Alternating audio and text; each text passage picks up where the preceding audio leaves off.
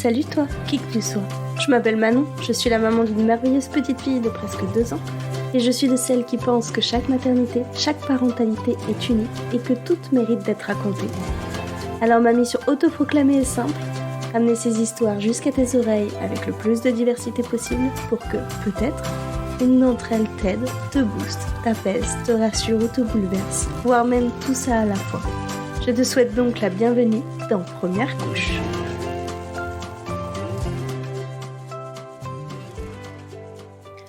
Pour ce 9e épisode, j'ai le plaisir d'accueillir Raphaël, avec qui on parle de cheminement vers la maternité, symptothermie, angoisse, hyper-MS gravidique, pré-éclampsie, prématurité et allaitement, pour ne citer que ça. Salut Raphaël. Salut Manon. Merci beaucoup d'avoir accepté de venir me rejoindre pour cette discussion. Merci beaucoup de me recevoir. Alors dis-moi, qui es-tu et d'où viens-tu ? Donc je m'appelle Raphaël, j'ai 32 ans. Aujourd'hui j'habite dans les Hauts-de-Seine et j'ai grandi dans les Yvelines, donc j'ai passé toute ma vie en Île-de-France. Je suis mariée avec Jean-Charles depuis 2 ans et demi, on se connaît depuis 10 ans, enfin on se connaît depuis décembre 2011, donc ça fait tout juste 10 ans. Et ensemble on a un petit garçon qui s'appelle Icar et qui au moment où on se parle a 9 mois et demi, donc il est né en mars 2021. Ok. Et quand est-ce que tu as rencontré ton mari ? Donc on s'est rencontrés en décembre 2011 et on s'est rencontrés sur Adopte un mec. Oui. Aujourd'hui, on a plein d'amis dans notre entourage qui se sont rencontrés via Internet, mais c'est vrai qu'à l'époque, c'était pas si courant que ça, ou en tout cas précurseur. Voilà, les gens le disaient moins au tout début. Jean-Charles, il assumait pas trop. C'est vrai que c'était dur à assumer au début. Ouais, puis surtout adopte un mec, quoi. Enfin, c'était vraiment une très bonne réputation, on est d'accord. Exactement. Et il avait inventé toute une histoire auprès de ses potes. Pour leur dire qu'on s'était rencontrés sur Adopte un mec. Il avait dit quoi ? Il leur avait dit qu'on s'était rencontrés à une soirée d'un ami commun, mais pour justifier le fait que ses amis connaissaient pas ce pote, c'était quelqu'un qu'il avait perdu de vue, avec qui il était au lycée. Enfin, voilà, c'était quelque chose de très élaboré. Moi, j'étais un peu si tu veux. Moi, ça me dérangeait pas trop, je disais à mes amis, mais pour lui, c'était plus compliqué. Après, ça n'a pas tenu très longtemps. Trop gros comme mensonge. Non, même pas. Il a juste eu une petite soirée arrosée un moment avec un de ses amis et il a lâché le morceau. Ah, l'alcool. Et cet ami-là n'a pas su tenir sa langue. Ça s'est répandu. C'était un peu le scoop parmi ses potes qui lui ont fait presque une intervention, tu vois, pour dire alors... Comment tu l'as rencontré, Raphaël ? Raconte-nous vraiment. C'était un peu bizarre, mais finalement, ça s'est tellement bien passé aussi entre nous qu'il a pas mal de ses amis qui se sont inscrits après sur Adopt, qui n'ont pas été aussi chanceux que nous, mais qui se sont dit ah oui, finalement, on rencontre des gens normaux. Il n'y a pas que des faux comptes. Exactement. Et les enfants, ça a toujours été un sujet pour vous ou pas du tout ? Oui et non. Oui, parce que quand on s'est rencontrés, en fait, même si on était très jeunes, moi j'avais 22 ans, on a tout de suite su que c'était sérieux entre nous et qu'on allait être ensemble très longtemps. Et donc c'était un sujet dans le sens où très rapidement, quand on se parlait du futur, on se disait tiens, quand on aura des enfants, on fera ci, on fera ça, tiens, ça c'est un prénom sympa si on a des enfants. Donc ça venait très naturellement ça venait très très naturellement dans la conversation. Et ça nous semblait pas complètement inapproprié d'en parler, mais c'était pas une vraie projection, quoi. C'était plus on sait qu'on va aller loin ensemble et on se le dit. Après, moi, mon cheminement, on va dire, avec le désir de maternité, il a été très compliqué, même parfois douloureux, au fil des années. Parce que, comme quand je te disais, quand on s'est rencontrés, moi j'avais 22 ans.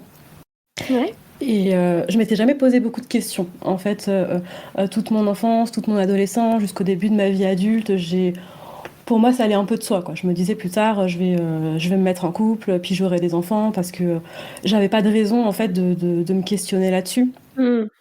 Et puis, en arrivant ouais, c'est ça, dans le début de ma vie d'adulte, j'ai commencé un peu à avoir mon éveil féministe, à lire, à me renseigner, à comprendre ce que c'était la charge mentale, ce que ça impliquait vraiment pour une femme d'avoir le statut de mère dans la société, ce que ça pouvait impliquer dans sa vie de tous les jours, mais aussi dans sa carrière. Et ça m'a beaucoup, beaucoup questionnée. Et pendant un moment, je suis passée par une phase où vraiment je voulais pas d'enfant. Je voulais pas de ça. Je suis passée de tout au rien. Parce qu'au tout début, quand j'ai rencontré Jean-Charles, je lui disais, moi, je veux plein d'enfants, je veux qu'on en ait au moins 4. Ah oui, Je lui disais, attends, effectivement, doucement, c'est un doucement. sacré switch. Je viens d'une grande fratrie, donc c'était normal pour moi. Et un peu du jour au lendemain, je lui dis, ah non, mais en fait, je veux pas d'enfant, c'est horrible. Je veux pas de ça dans ma vie. Moi, je suis contente de pouvoir profiter de mes loisirs. Je veux voyager. Enfin, c'était un peu la caricature dans l'autre sens aussi, quoi. Ouais, De et penser qu'un enfant. vous aviez déjà un problème de charge mentale dans votre couple? Parce que tu parlais de charge mentale tout à l'heure. C'est un sujet que tu connaissais bien ou pas du tout? Juste, ça faisait partie de ton éducation féministe du coup.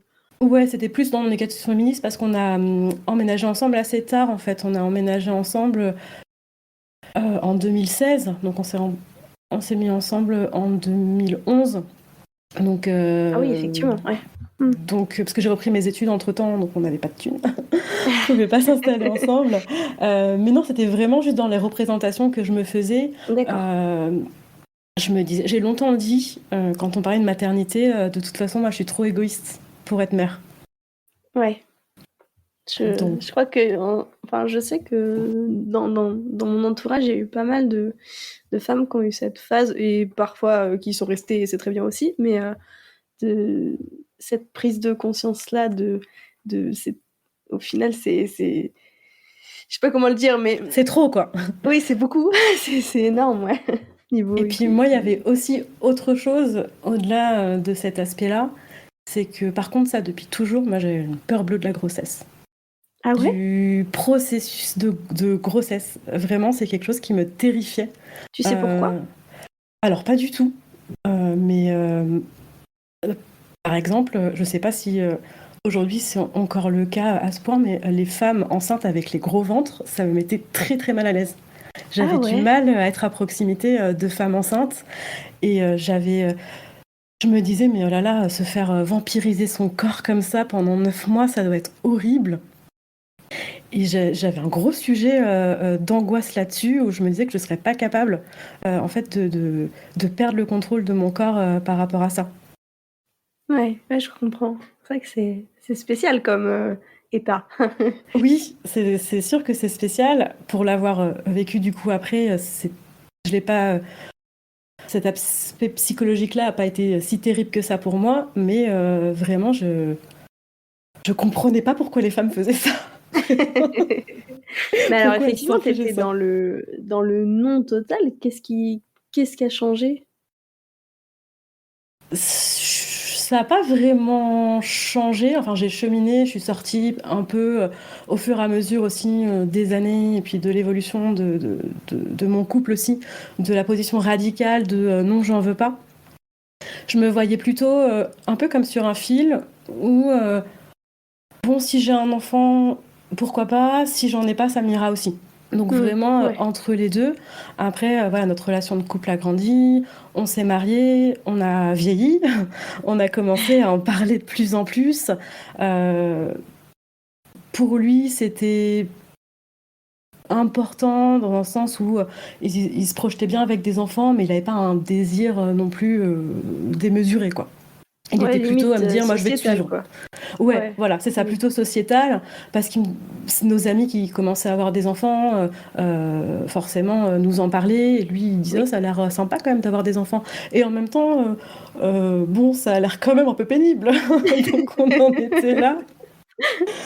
On en était là, et moi, j'ai connu aussi un truc dont j'entends pas beaucoup parler. Quand on parle d'horloge biologique, Oui. souvent, on entend l'horloge biologique, les années qui passent. Et moi, à partir de, je sais pas, 28, 29 ans, j'avais une horloge biologique, mais au sens vraiment strict du terme, c'est-à-dire une horloge calquée sur mon cycle menstruel. Comment ça? Et ben, pendant toute la première partie de mon cycle, je me disais: «Oh là là, j'ai trop envie d'un enfant». Ah oui, je Et connais ça. ouais, parce que c'est vrai que c'est pas quelque chose dont on parle beaucoup, d'être soumis à ce point aux hormones. Mmh. Mais tu m'aurais demandé, à partir de ce moment-là, quand j'étais dans la première partie de cycle: «Est-ce que tu veux un enfant?» Je t'aurais dit: «Oui», tout de suite, quoi. Ouais. Et pendant, les jours où j'étais fertile, parce qu'en plus nous, on utilisait la symptothermie pendant des années. Donc je Ah oui? connaissais hyper bien mon cycle, et je savais exactement à quel moment j'étais fertile ou pas.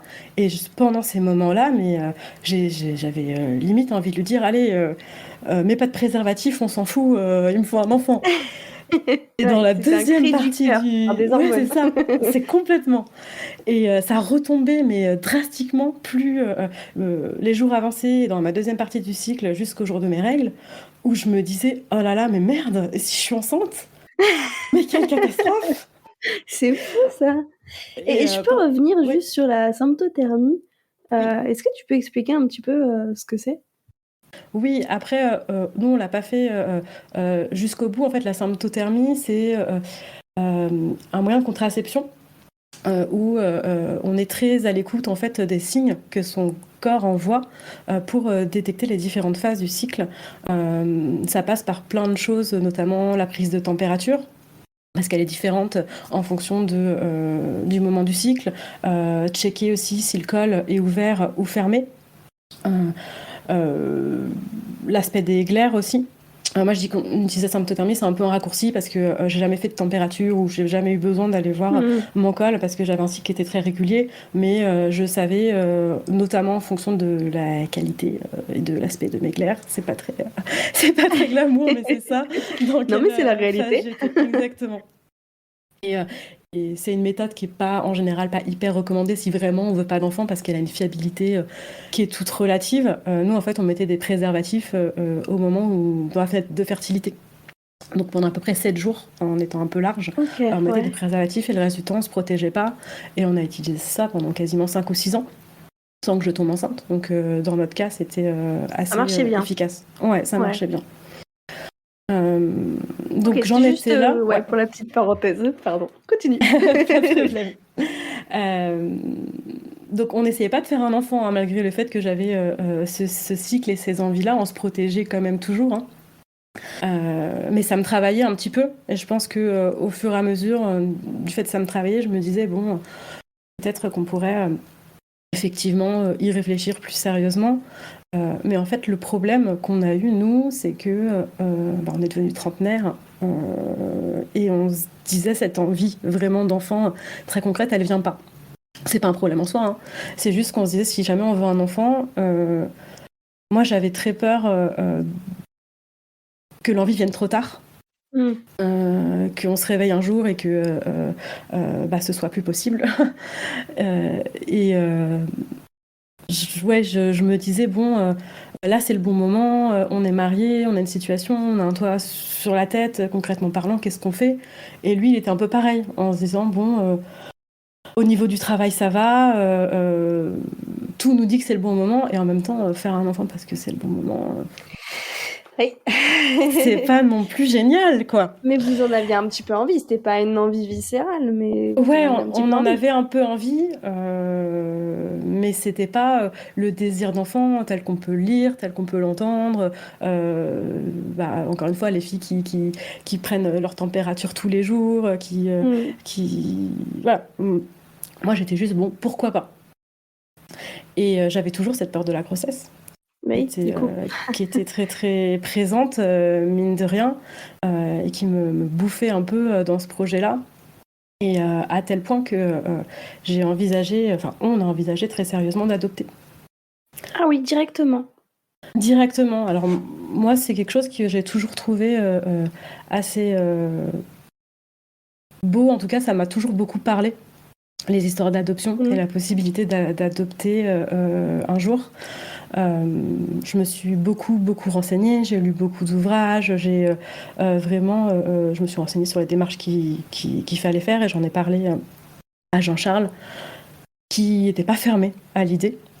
au début un peu surpris. Lui, il avait l'appréhension de se dire, bah, si on adopte un enfant, je vais pas l'aimer pareil que si c'est notre enfant à nous.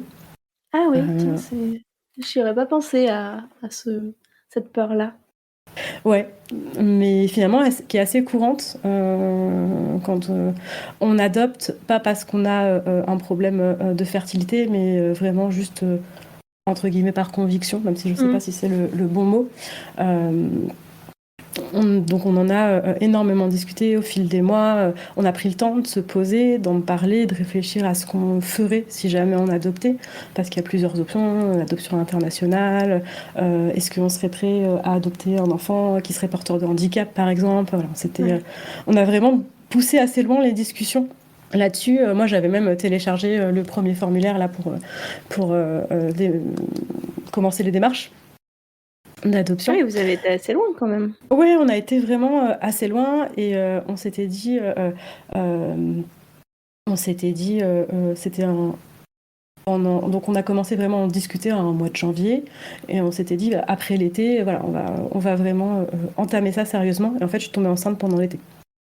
Et vous essayez à côté ou là, pour le coup, On avait c'était arrêté une de se grossesse protéger. un peu... Non, Ok. on avait arrêté de se protéger. Après, on s'est juste dit advienne que pourra, quoi. Oui, On d'accord. arrête de se protéger, mais on n'a pas des rapports spécialement pendant les fenêtres fertiles. Voilà, on fait pas forcément attention à quand on a des rapports, et peut-être que je tomberai enceinte, peut-être pas.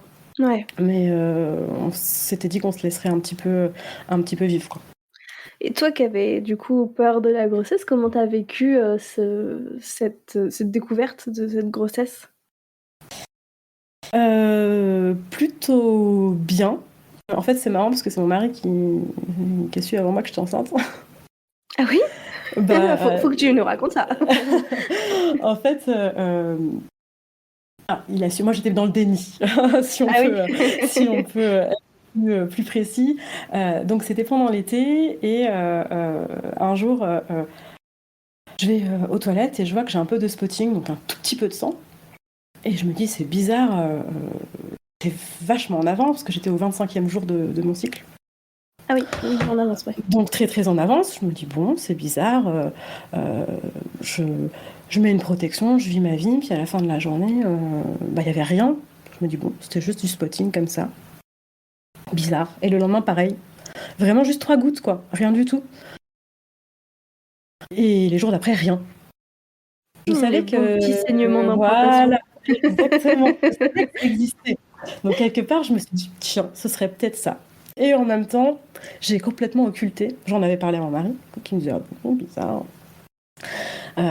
Mais j'ai continué à vivre ma vie, on était en vacances en plus, donc voilà, j'ai bien bu, j'ai fumé, je me suis bien fait plaisir. Et puis le jour de mes règles, enfin en tout cas le jour où elles devaient arriver arrive, et je n'ai rien. Et ce qu'il Tu faut captes savoir, à ce c'est... moment-là?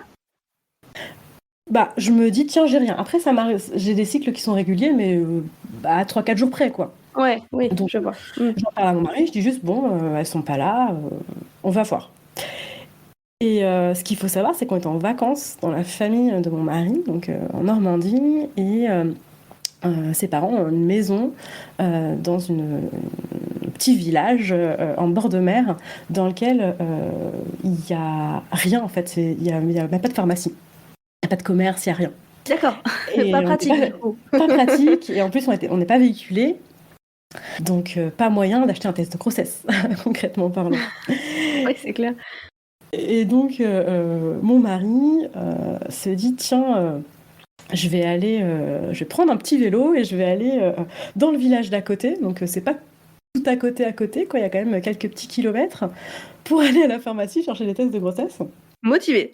Très motivé, donc il part, en plus c'était une année où il y avait la canicule, donc il faisait 30 degrés, faire du vélo sur les routes, voilà, ça devait être bien sympa. Il part acheter nos tests, il revient, il me les donne, et puis moi, quand je te dis dans le déni, je me dis, je vais pas les faire, mes règles elles vont arriver de toute façon. Donc je mets les Ce non-respect du sacrifice. Exactement. Je mets les tests sous le lit et on n'en parle plus. Et pendant les jours qu'on suivit, mon mari était là, mais quand est-ce que tu vas faire pipi là? Va faire pipi. Et on allait pas mal faire du jogging ensemble. Donc on allait courir. Et lui, comme il court plus vite que moi et que c'est lui qui porte l'eau, tu vois, il court, il est loin de moi, puis après il fait des allers-retours, il revient pour me donner l'eau, après il repart, etc. Et à un moment, on va courir, et il revient, il me donne l'eau, et après je vois qu'il continue à courir à côté de moi. J'ai ma musique, moi j'étais à fond dans mon truc. Donc je lui dis, mais qu'est-ce qu'il y a? Il me dit, mais tu veux t'arrêter? Vas-y, arrête-toi, hein, arrête-toi, repose-toi. Je dis, mais qu'est-ce que tu me racontes? Il me dit, mais tu respires trop bizarrement. On dirait que tu vas faire un malaise. Et moi, je me rendais pas du tout compte. Et en fait, apparemment, j'avais déjà cette respiration, tu sais, un petit peu laborieuse, qu'on peut avoir en début, enfin même pendant tout le long de la grossesse, quoi. Et lui, ça l'a J'ai pas vachement. connu, mais je te crois du coup sur parole. Et il a eu vachement peur que je fasse un malaise parce qu'il trouvait que je respirais pas du tout comme d'habitude. Ah, c'est marrant. Et donc, le lendemain, je crois que j'avais 5 jours de retard, 5-6 jours de retard. Donc, je me réveille à 5 heures du matin et je me dis, bon, allez, je vais faire le test. Donc je me lève, je prends mon test, je vais aux toilettes, et là le test est tout de suite positif. Oui, et du coup, 5-6 jours de retard, ça m'étonne pas. Voilà, le test est positif et je le regarde, je me dis, ah tiens. Je sais pas qu'est-ce que je m'attendais à avoir comme réaction, mais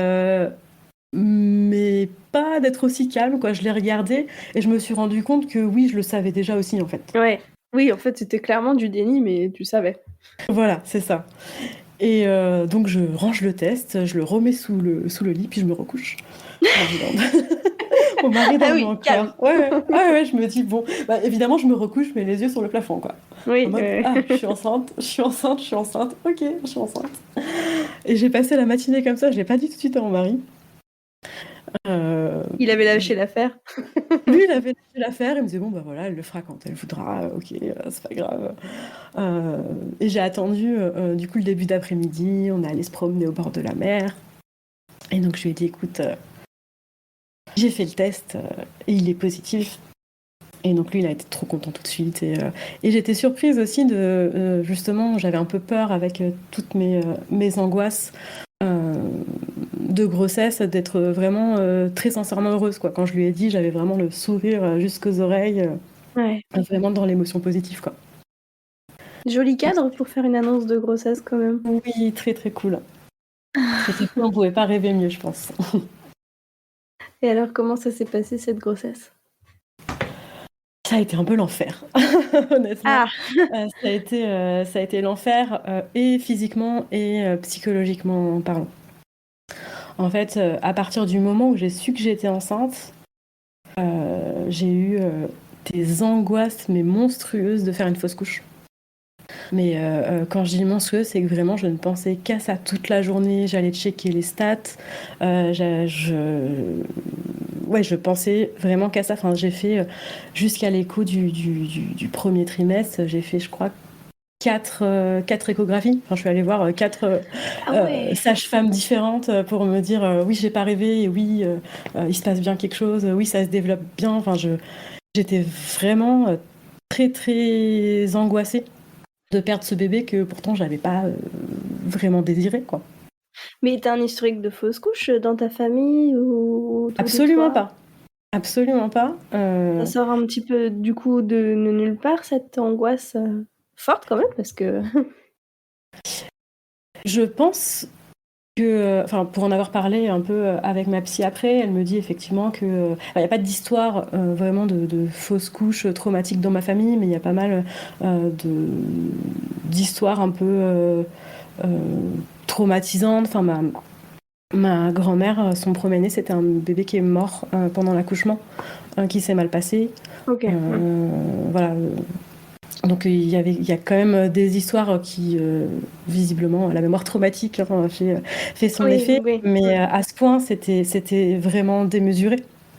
Je pouvais vraiment rien faire d'autre et j'étais en apnée entre tous mes rendez-vous, à me dire, en plus au début quand tu le sens pas, à me dire vraiment est-ce qu'il se passe quelque chose, est-ce que je vais faire une fausse couche, est-ce que je vais saigner, enfin Puis les C'était hormones doivent pas aider en plus, hein, ce genre de truc. Ouais, les hormones, je pense, elles amplifient aussi tout ça. Puis je pense que j'avais tout un process aussi psychologique de me dire, ça y est, je suis enceinte, maintenant je fais quoi, Ouais. en fait. C'est Et dur d'attendre, je trouve. Enfin, moi, j'ai ouais, trouvé, une fois que tu as le test de grossesse, tu dis: «Bon, OK, c'est cool, génial» et en fait, bah, il se passe rien. Tu attends. exactement. Et tu sais pas, tu dois faire quoi. Et en fait, je sais pas moi comment elles font, celles qui attendent jusqu'au premier trimestre pour avoir leur écho. Ouais, Euh, c'est vrai que ça j'ai jamais pu non plus, mais c'est du coup, c'est bien, ça veut dire qu'il y a moins d'angoisse. Ouais, je sais pas, parce que moi, quand j'allais faire une écho et qu'on me disait oui, oui, oui, il y a bien un embryon, oui, oui, il y a un cœur qui bat, j'étais rassurée pendant peut-être 2-3 jours. Et après, ça recommençait, quoi. Ouais et ça a Et duré longtemps, cette angoisse? bah, jusqu'à la fin. À Franchement, la jusqu'à fin la fin de la de ma grossesse? grossesse. Ouais, jusqu'à la Ah fin de ma ouais! grossesse. Parce qu'au tout début, je me disais, allez, le premier trimestre, après le premier trimestre, ça va mieux. Et puis, comme j'allais beaucoup sur Internet, franchement, Internet, c'est à la fois une bénédiction et à la fois l'enfer, hein, quand on est Oui, enceinte. je suis assez d'accord, mais bon, en même temps, c'est dur de pas y aller, hein. C'est dur, c'est impossible. Moi, en C'est tout cas, ça impossible, m'a on est empêchée d'accord. et je me retrouvais, à aller sur des forums et à lire des histoires de fausses couches tardives, de mort fœtale in utero. Enfin, vraiment, j'arrivais pas, à pas, tomber dans cette spirale-là. Je lisais des trucs et je me disais: «Oh mon Dieu, mais c'est horrible et si ça m'arrive à moi?» Et jusqu'à la fin, vraiment, j'ai eu, cette angoisse-là qui prenait toute la place, en fait. Mmh. Il y a eu des moments sympas dans ma grossesse, bien sûr, mais j'ai toujours eu cette angoisse en sourdine, quoi. Et puis à ça s'est rajouté, l'hyper-MS gravidique, donc qui a pas arrangé les choses, du tout, quoi, niveau moral. Donc tu as vomi pendant longtemps, c'est ça? Oui, c'est peu de choses de le dire. Le premier mois, on va dire, tout le mois d'août, parce que je suis tombée enceinte, fin du mois de juillet, ça a été j'étais un peu barbouillée, mais ça allait et à partir du deuxième mois, ça a été la descente aux enfers. Parce que, quand, on dit que je vomissais, c'est-à-dire que même l'eau, je n'arrivais pas à la garder. Ah Je ouais, buvais, 3 gorgées d'eau, dans les 10 minutes, j'allais les revomir. l'enfer, Et effectivement. et c'était pas je mange, pendant la digestion, ça va pas, je vais vomir après. C'était je mange et pendant le repas, je vomis. Et c'est Oh. allé jusqu'à un point où, je te jure, j'étais sur mon canapé, je regardais Netflix. Si dans la série, ils mangeaient, mais ça me faisait vomir. Et donc Et je t'avais des passe. choses pour t'aider quand même ou pas? Ou il y avait rien qui aidait? En fait, le corps médical et les médecins n'ont pas trop pris au sérieux. Quand j'allais voir, le premier médecin que je suis allée voir, c'était un médecin que je connaissais pas parce que ma généraliste n'était pas dispo. Et lui, son discours, c'était un peu: «Ah bah, c'est bon, tu enceinte, quoi. Enfin, c'est pas une maladie d'être enceinte». Il m'a mis 2 jours Oh! d'arrêt. Il m'a mis 2 jours d'arrêt alors que je venais de lui dire que je vomissais, toutes les heures, que Ça, j'avais c'est quand déjà même perdu hardcore, beaucoup là. de poids. Bah ouais, ouais, ouais. C'était horrible. Enfin, j'avais plus d'énergie. Enfin, tu vois, pendant le premier trimestre, j'ai perdu 8 kilos. Waouh! Et il m'a prescrit, du Vogalène, en suppo, qui était pas hyper efficace. Je suis allée voir mon, gynéco de ville qui me suivait d'habitude. Lui, il m'a prescrit s'il te plaît, des gélules de gingembre. Alors, je veux bien que ça marche quand t'as des nausées, un peu petits désagréments de grossesse, quoi, mais au point où j'en étais, Ouais, il y a c'était juste pas le même level. la sage-femme qui me suivait, elle, qui m'a prescrit, du Donormil, qui est en fait je sais pas si tu connais, c'est un médicament qui normalement est fait pour dormir, mais qu'on prescrit beaucoup, aux femmes qui ont beaucoup de vomissements parce que ça aide. Et moi, ça a été un petit peu efficace, mais déjà pas longtemps, et ensuite je vomissais quand même. Enfin, j'ai été arrêtée. Elle, c'était la seule, ma sage-femme, qui a pu me faire des arrêts, mais les sages-femmes n'ont pas le droit de faire des arrêts longs. Ouais. Donc du coup, j'avais des arrêts par-ci par-là, mais pendant mon premier trimestre, j'ai été arrêtée peut-être tout cumulé au moins un mois. Du coup, j'ai été obligée d'ailleurs de dire à mes employeurs avant, ma famille et mes proches que j'étais enceinte, quoi, pour expliquer un petit peu, pourquoi Ouais, j'étais du tout le coup. temps enceinte. Et ça a duré bien jusqu'au 5e mois, hein. Même peut-être jusqu'à la moitié du 5e mois, où tout le temps des vomissements et je pouvais rien manger. Le seul truc que j'ai trouvé, c'est un peu dégueu, mais le seul truc que j'ai trouvé pour réussir à m'alimenter, je me suis rendu compte que la meilleure chance que j'avais pour garder des aliments, c'était de manger tout de suite après avoir vomi. Alors c'est très sympa comme expérience. J'imagine. Donc c'était le seul truc qui marchait, quoi. Mais vraiment, je vomissais tout. Je me rappelle d'un jour au boulot où j'avais la nausée. Je me suis dit, je vais prendre, tu sais, un Ricola à la menthe. Parce qu'on dit beaucoup que la menthe aussi, ça aide pour les nausées. J'ai pris un Je savais pas du tout. Ricola à la menthe. J'ai vomi le Ricola à la menthe, quoi. Ouais, non, il n'y a rien qui passait, quoi. Non, il n'y a rien du tout qui passait. Mais heureusement, je sais qu'il y en a pour qui ça dure toute la grossesse, quoi. Mais moi, heureusement que c'était pas le cas. Je me rappelle 2 fois où j'étais au-dessus de la cuvette, je sanglotais, quoi. J'étais mais complètement démoralisée et je me disais mais c'est pas possible, c'est pas possible. Et en plus, nous, on s'était dit avec mon mari que si jamais on avait un enfant, on en aurait plusieurs parce qu'on voulait, enfin, on en aurait 2. En tout cas, j'étais passée de 4 à 2, hein, quand même. Mais on voulait pas d'un enfant unique et je disais à mon mari, mais en fait, plus jamais, je ne pourrais pas, je suis pas capable. En fait, c'est mort. On n'aura qu'un seul enfant et c'est comme ça. Et lui, il venait, le pauvre, il savait pas quoi faire. Tu sais, il était derrière moi, puis il me caressait les cheveux un peu, genre, ça va aller. Tu es très forte, tu es très forte. Donc c'était bien l'enfer, ouais. Franchement, c'était pas sympa. Et donc, tu dis que ça s'est arrêté vers 5 mois, 5 mois et Ouais, demi. vers 5 mois et demi, ça a commencé à s'espacer et après ça s'est complètement arrêté. Donc T'as dû te plus de sentir nausées. revivre. Ah là là, c'était super cool. Après, j'ai pas eu le regain d'énergie du 2e trimestre. Je l'attendais avec impatience. De me dire ça y est, je vais avoir le glow et tout, je vais me sentir bien. Bah non, pas du tout. J'étais épuisée tout le temps. Enfin, Non, mais c'est de l'arnaque. Moi, je pense que c'est de l'arnaque. Le ouais, toi regain non plus. d'énergie du 2e trimestre. Mais vraiment, enfin, pendant les vacances de Noël, je me souviens, je me levais le matin parce que j'avais la dalle. Je prenais mon petit déjeuner, j'allais me recoucher, je dormais jusqu'à 11h. C'était vraiment... Je passais mes journées sur le canapé à comater, regarder 10 minutes d'une série, me rendormir, recommencer. Enfin, j'étais vraiment tout le temps épuisée et je me disais, mais vraiment, c'est de l'arnaque ce qu'on m'a vendu là. Ouais, je suis d'accord. Donc voilà. Et après ça, du coup, comment ça s'est passé la fin? T'as eu d'autres choses ou t'as quand même On a réussi à en eu, profiter? comme je te disais tout à l'heure, il y avait quand même des moments très sympas parce que ça nous a beaucoup rapprochés avec mon mari. On a eu beaucoup de moments de tendresse super chouettes. Enfin, tous les soirs, on se posait devant notre série. Lui, il essayait un petit peu de jouer avec le bébé. Il mettait ses mains sur mon ventre. Le soir, quand il venait se coucher aussi, je sentais, il venait. Moi, j'étais déjà dans le lit depuis un moment, mais lui, il venait pour dire bonne nuit au bébé aussi. Enfin, il y a eu des moments très, très cool. On a eu une petite inquiétude vers la fin du 5e mois où j'ai eu des saignements un peu inexpliqués. Donc on a fait un petit tour aux urgences. Rien de grave, juste le temps d'un monito, d'un examen, tout allait bien en fait. Donc ils nous ont envoyés chez nous. Mais voilà, toujours un peu angoissant quoi, de se mettre à saigner comme ça en plein milieu de la grossesse. Surtout avec toi qui étais déjà très très angoissée de base. Exactement, exactement. Mais c'était bien quand j'y repense maintenant parce que le fait d'y aller à ce moment-là, ça m'a permis de me familiariser avec les lieux. Ah oui, De voir du coup c'était dans comment les ce urgences serait. de ta maternité? C'était dans les urgences de la maternité et j'ai vu à quoi ça ressemblait, comment ça se passait quand on était accueillis. Je pense que ça m'a pas mal aidé aussi psychologiquement parlant de savoir comment c'était. Donc passer le fait qu'ils nous renvoyaient en disant que tout allait bien, au moins on avait eu ça. En plus c'était royal parce qu'on était tout seul. Les urgences étaient vides quand on y a été.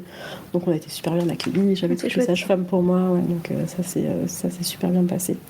Mais sinon, la fin de la grossesse, mis à part les angoisses que j'avais toujours, et plus on approchait, plus j'avais vraiment l'angoisse d'une mort fœtale in utero, en me disant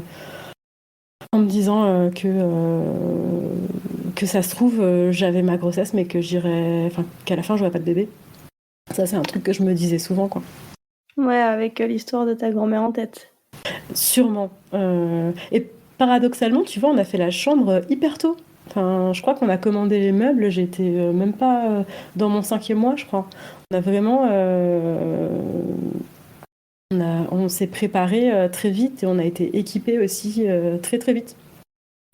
Donc c'est marrant ce paradoxe-là de moi qui suis en angoisse totale de me dire que peut-être on va vivre un drame et en même temps on est bien ancré, on achète tout hyper tôt dans la grossesse, quoi. Ouais, se préparer au pire, mais espérer le meilleur, non? C'est un Ouais, petit peu ça. c'est ça. C'est ça.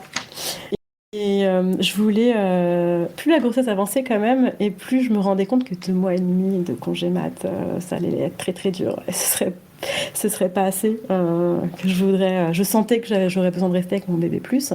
Ouais. Donc j'avais prévu initialement de décaler, tu sais, le congé maternité. Oui. On peut partir plus tard et décaler...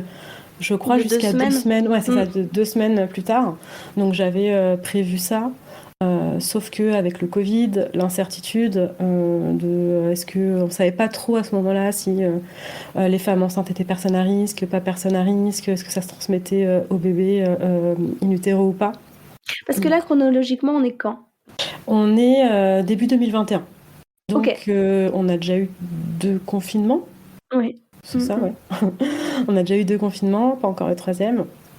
Le 3e, il a commencé au moment de la naissance, je crois.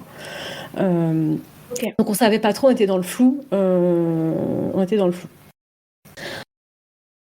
Et quand à partir du 6e mois, on est suivi en maternité. En tout cas dans la maternité où j'étais. Et, Ah oui, c'est tôt chez toi? il me semble que c'est ça. Oui, c'est ça, c'est le 6e mois, ouais. Suivi en maternité. Donc j'ai vu les sages-femmes et qui m'ont dit tout de suite... ah oui, mais non, elles étaient presque prêtes à me mettre en arrêt tout de suite maintenant, quoi.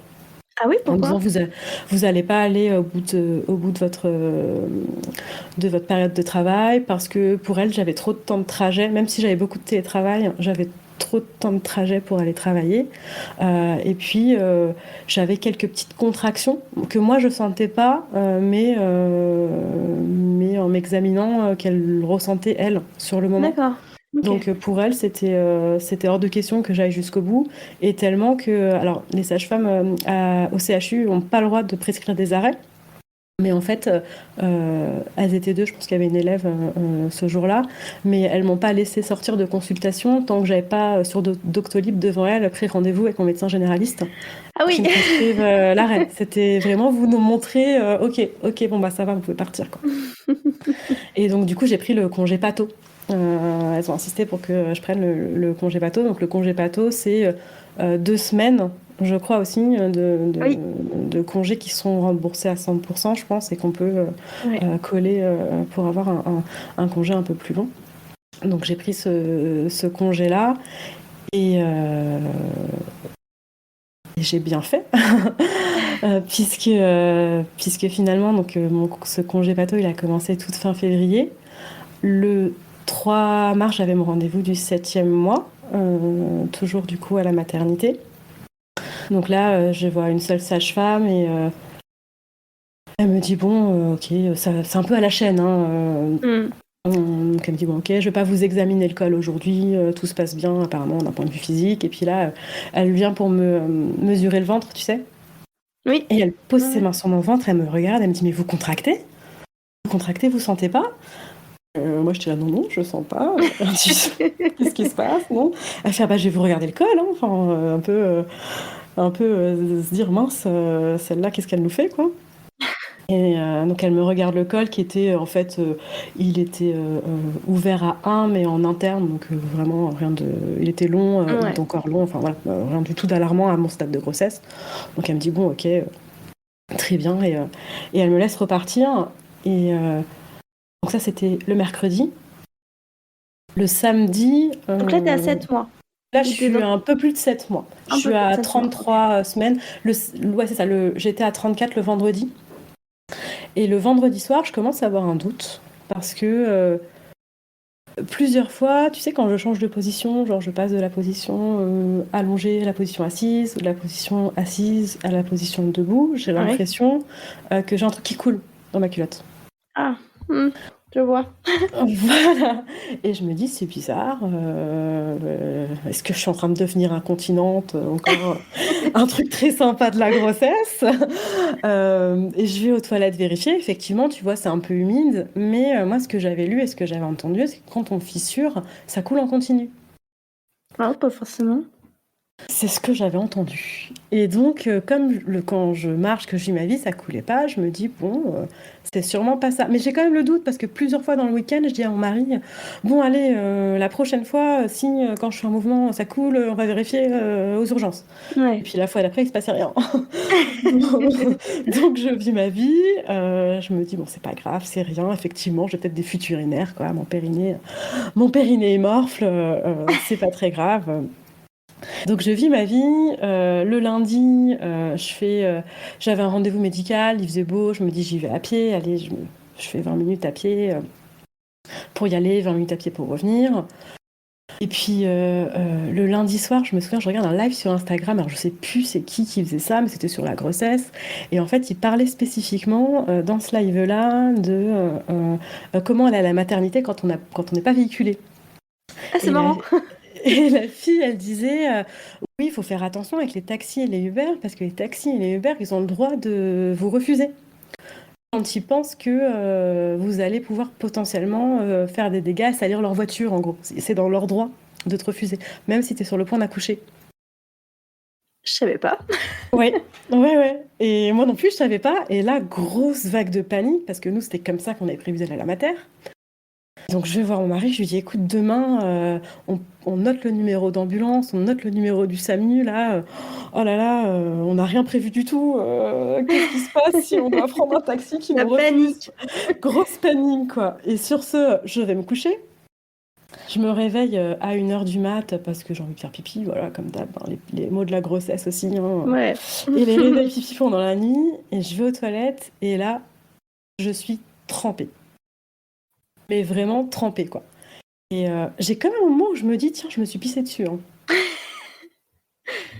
Et donc, je fais pipi, je me change, je me dis, bon, je vais voir si ça continue à couler, quoi, pour voir si c'est vraiment si j'ai vraiment rompu ou pas. Et là, effectivement, ça continue à couler. Donc, j'appelle mon mari, je lui dis, je crois que j'ai rompu la poche des os. Je crois, hein, mais ça se trouve, c'est du pipi, regarde, sans. Je lui mets un truc sous le nez. Est-ce que ça sent le pipi? Tu crois c'est du pipi ou pas? Donc, il me dit, mais non, ça sent rien. L'amour. Voilà, c'est ça. Il n'y a plus de glamour hein, à ce moment-là. Mais je comprends, j'aurais fait pareil, je pense. Mais tu réagis comment? Parce qu'à ce moment-là, t'as 34 et ça, donc Ouais, c'est je suis à tôt. 34, c'est tôt. Mais là, je crois que j'étais en pilote automatique, quoi. Ouais. Je me suis pas dit. Enfin, j'ai eu un petit rush d'excitation quand même, parce que en fait, je pense déjà que je me rendais pas du tout compte de ce que ça voulait dire d'accoucher à 34 semaines. Ouais. Moi, depuis le début de ma grossesse, je me disais, oh là là, faut que j'accouche à 37 semaines, quoi. Ça me semblait insurmontable pour moi et pour mon état psychologique d'aller au-delà des 37 semaines. Ouais, Donc le ça, plus tôt possible, mais tout ouais, en étant dans les clous, quoi. dans les clous, quoi. Je me disais, oh là là, 37 semaines, c'est pas possible d'accoucher après. Parce que je savais en plus que à partir, même je crois avant 37 semaines, le placenta il commence à se détériorer. Et donc toujours Ah dans bon? ouais, il commence, il me semble hein, que c'est à partir justement de 34, enfin je dis peut-être des bêtises, hein, mais Je regarderai avant de publier l'épisode et si besoin, je ferai une, un petit rappel. un petit rappel, Mais ouais. je Un crois que démenti peut-être. dans l'application que j'avais là pour suivre semaine par semaine, il me semblait avoir lu ça. Donc Que des suspens, je ne pouvais pas rester sur ce questionnement. Alors, soit je suis pas très douée pour faire des recherches, soit c'est un sujet très peu évoqué parce que j'ai quasiment rien trouvé à ce sujet. Je vous mets en description les 2 sites qui en parlent le plus. Mais j'en ai discuté avec plusieurs sages-femmes et à ce que j'en ai compris, c'est un peu plus compliqué que ça. Il existe, et là je cite, des pathologies placentaires et ça c'est autre chose, mais ça n'a pas de lien avec le terme. À partir de 37 et ça, on sort de la prématurité. Le placenta commence à moins bien assurer les échanges en toute fin de grossesse, mais vers 41 et ça. C'est pour ça qu'on vérifie qu'à partir de 41, on vérifie la quantité de liquide, que le bébé bouge bien, on fait un monitoring, et on fait ça jusqu'à 41 SA plus 6, puis on déclenche. Fin de la citation. Et du coup, retour à l'épisode.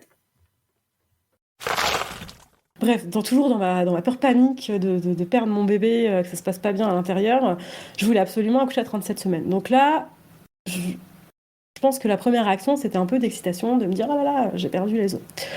Et donc, je dis à mon mari, bah, appelle la maternité, préviens-leur, dis-leur ce qui se passe. Donc là, dans la panique, en plus, il est l'heure du mat, il trouve pas le numéro, le téléphone, il marche pas, enfin bref. Moi, je suis en train de faire des allers-retours. En plus, tu sais, dans les films, quand ils perdent les os, c'est vraiment le grand splash. Pas qu'il a perdu les os, mais ce qu'il raconte pas. Alors, je pense que c'est différent de femme en femme, c'est que effectivement, ça coule, mais quand ça coule, c'est un robinet, quoi. Donc moi, j'étais en train d'inonder ma maison, en train de faire les 100 pages, oh mon Dieu, oh mon Dieu. Finalement, c'est moi qui trouve le numéro, j'appelle. Donc je leur dis, voilà, je suis à 34 semaines, j'ai rompu la poche des os. Donc elle me dit, bon d'accord, est-ce que le liquide est teinté? Il l'était pas. Et elle me dit, bah prenez une douche. Alors déjà, j'ai jamais compris pourquoi elle me dit ça, parce que ok, je prends une douche, mais en fait, je sors de la douche, je fais 3 pas, je suis déjà de nouveau trempée, donc j'ai pas compris l'intérêt, donc je l'ai pas fait. Et elle me dit, venez avec votre valise, parce qu'on vous hospitalise. Et moi, j'étais là, mais la valise? Avec quelle valise? J'ai pas fait de la valise, moi. J'avais mis les vêtements du bébé, mais moi, il n'y avait rien. Et donc, du coup, je lançais des vêtements à mon mari. Tiens, mets ça dans la valise, mais complètement au hasard que je prenais. Et donc, lui, il mettait tout en boule en se disant, allez, ça va fermer, ça va fermer. On a oublié la moitié des trucs, par exemple. Ah, la panique, quoi. Je l'ai pas mis de culotte, alors que j'étais quand même en train de perdre les os et que ça aurait été un truc qui aurait pu être assez utile. Un peu. Je lui lance ça, puis en même temps, j'essaie de trouver une solution là, pour ce robinet entre les jambes. Donc au début, je me dis, je vais mettre une serviette. Mais en fait, bien sûr, je mets la serviette, je fais 3 pas.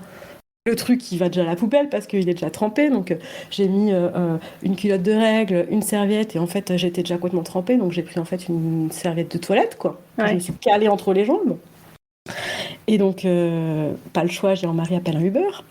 On verra bien si ça se passe ou pas. Donc, il appelle le Uber. Heureusement, je pense, comme j'étais à 7 mois, mais j'avais pas non plus un ventre énorme. Il faisait nuit. J'avais un gros manteau, donc il a pas vu que j'étais enceinte. Donc, il a pas. Voilà, T'avais toujours ta serviette? J'avais toujours ma serviette que j'ai mise voilà, planquée sous le manteau. Après, je l'ai installée dans la voiture. Je me suis mise dessus en me disant, oh là là, mon Dieu, faites que je salisse pas la voiture. Donc on part. Il y avait personne sur la route parce que justement, on était en couvre-feu, je crois, à ce moment-là. De toute façon, plein milieu de la nuit. Puis en plus, mon mari s'était planté en appelant le Uber. Il avait mis la mauvaise adresse. On part dans le sens inverse. Et en fait, je lui dis, mais on va où? Il avait mis l'adresse du bar dans lequel on va boire des coups avec les potes, quoi. Un acte manqué, peut-être. C'est clair. Donc finalement, on change en cours de route, on repart dans l'autre sens. Et le taxi, Uber, il décide vraiment de prendre tous les feux rouges, tous les feux oranges, quoi. Normalement, on met 10 minutes pour y aller. Je crois on a mis 20 minutes. Vraiment. Il n'y a rien qui va se faire, là. Il n'y a rien calé. Puis on était quand même un peu stressés. Moi, je me disais, mais qu'est-ce qui va se passer? Est-ce que quand on va ressortir, on aura notre bébé? Est-ce que... voilà, je me disais vraiment, qu'est-ce qui va se passer? On arrive aux urgences, une fois encore, on est tout seul, donc royal. 3, 4 sages-femmes pour nous tout seuls. Oh, c'est chouette, ça. Ouais, c'est vraiment trop bien. En plus, vraiment, l'endroit où j'ai accouché, elles ont été top du début à la fin. Tu sais, à me demander mon consentement à chaque fois qu'elles posaient la main sur moi, quoi. Même pour me mettre les monitos et tout. Génial. C'était vraiment top. Donc la première chose qu'elles me font faire en arrivant, c'est un test urinaire. Et puis ensuite, on s'installe, elles font un monito. Alors, on a rigolé parce qu'au moment où elles sont venues me checker le col, elle regarde, elle fait « Ah oui, vous perdez vraiment les os, quoi !» Donc, bah oui, effectivement, c'est ce que la serviette, elle n'est pas là pour décorer. La serviette, elle n'est pas là, quoi. J'avais tout inondé, toutes leurs alaises, tous leurs trucs. Et très étonnamment, il me restait pas mal de liquide amniotique. Parce qu'on a fait une écho. Au monito, il y avait quelques contractions que je ne sentais toujours pas. Donc rien d'alarmant. Le col n'avait pas bougé depuis la semaine d'avant. Donc toujours à 1? Toujours à 1. toujours long, toujours ferme. Et donc là, elles me disent, bon, bah, on va vous hospitaliser sans trop de précision. En fait, elles nous ont pas trop, rien expliqué parce qu'en fait, c'est des sages-femmes. Donc déjà, je pense qu'elles peuvent pas trop dire deux choses. Il faut vraiment attendre de voir un médecin. Donc elles me disent, on va vous installer en chambre. La seule chose qu'elles ont dit, c'était, votre analyse d'urine est revenue.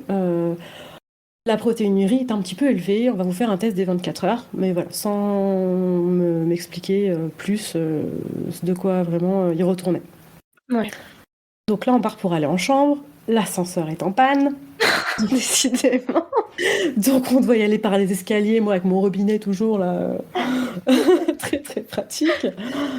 On arrive en chambre, donc mon mari vérifie que je suis bien installée, voilà, que tout va bien, et puis il repart parce qu'il était 4h du mat et puis il bossait le lendemain quand même.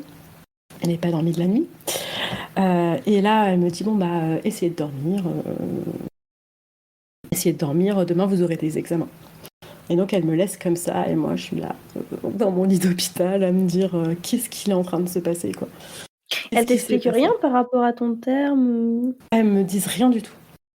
Ah oui, c'est bizarre quand même. Tout ce qu'elles me disent, c'est qu'il y a des risques d'infection une fois que la poche est remplie, ce que je savais déjà, hein, vu que j'étais quand même pas mal informée. Donc elles vont me mettre sous antibiotiques pendant une semaine, je crois, pour prévenir les infections, parce que là, elles avaient fait les analyses et il n'y en avait pas encore. Mais vraiment, je ne sais rien de plus, je ne sais pas ce qui va se passer, je ne sais pas combien de temps je vais être hospitalisée, si je vais être hospitalisée jusqu'au terme ou pas, enfin vraiment, je ne sais rien.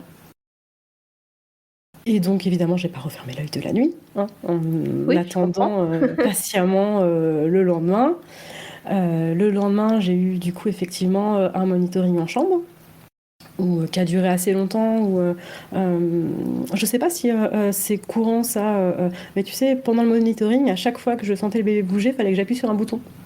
Je l'ai tout le temps eu aussi. Je sais pas du tout non plus si c'est courant, mais je l'ai tout le temps eu. Ah, c'est la seule fois où j'ai eu ça de tous les monitos que j'ai fait. Donc j'étais là pendant 40 minutes. Allez, ma fille. Il y avait des aides-soignants qui venaient très régulièrement prendre l'attention, mais sans rien me dire, tu vois. Elles prenaient l'attention, ils disaient, ah, c'est super, et puis ils repartaient. J'ai vu, je sais plus si mon mari était là, parce que mon mari est revenu en fin de journée m'apporter les trucs qu'on avait oubliés dans la liste, du coup, s'il était là quand le médecin est venu ou pas. En tout cas, ce qu'on a fini par nous expliquer, c'est que quand tu romps la poche des os, il y a 2 cas de figure. Soit le travail se déclenche, et dans ce cas, il se déclenche au max dans les 72 heures. Soit, si au-delà des 72 heures, le travail s'est pas déclenché, en fait, ça veut dire qu'il se déclenchera pas. Donc tu peux continuer la grossesse comme ça. Donc tu peux continuer la grossesse comme ça. Ok. S'il reste assez de liquide amniotique, bien sûr. Ouais. Donc, ce qu'ils m'ont expliqué, c'est que dans mon cas, apparemment, le travail se lançait pas. Et que j'avais encore plein de liquide amniotique, le bébé allait bien au monito et à l'écho. J'avais pas d'infection. Donc pour eux, si jamais le travail se lançait pas dans 72 heures, ils me renvoyaient chez moi avec un contrôle une fois par semaine. Donc il fallait que je revienne à l'hôpital une fois par semaine pour faire un monito, vérifier, j'imagine, les infections, etc. Et qui me déclencherait à 37 semaines. Donc vu les circonstances, plutôt bon signe. Plutôt bon signe. Sachant qu'entre-temps, du coup, donc, on est arrivé à la maternité dans la nuit du lundi au mardi, et tout le mardi, j'ai fait ma protéinurie des 24 heures. Oui.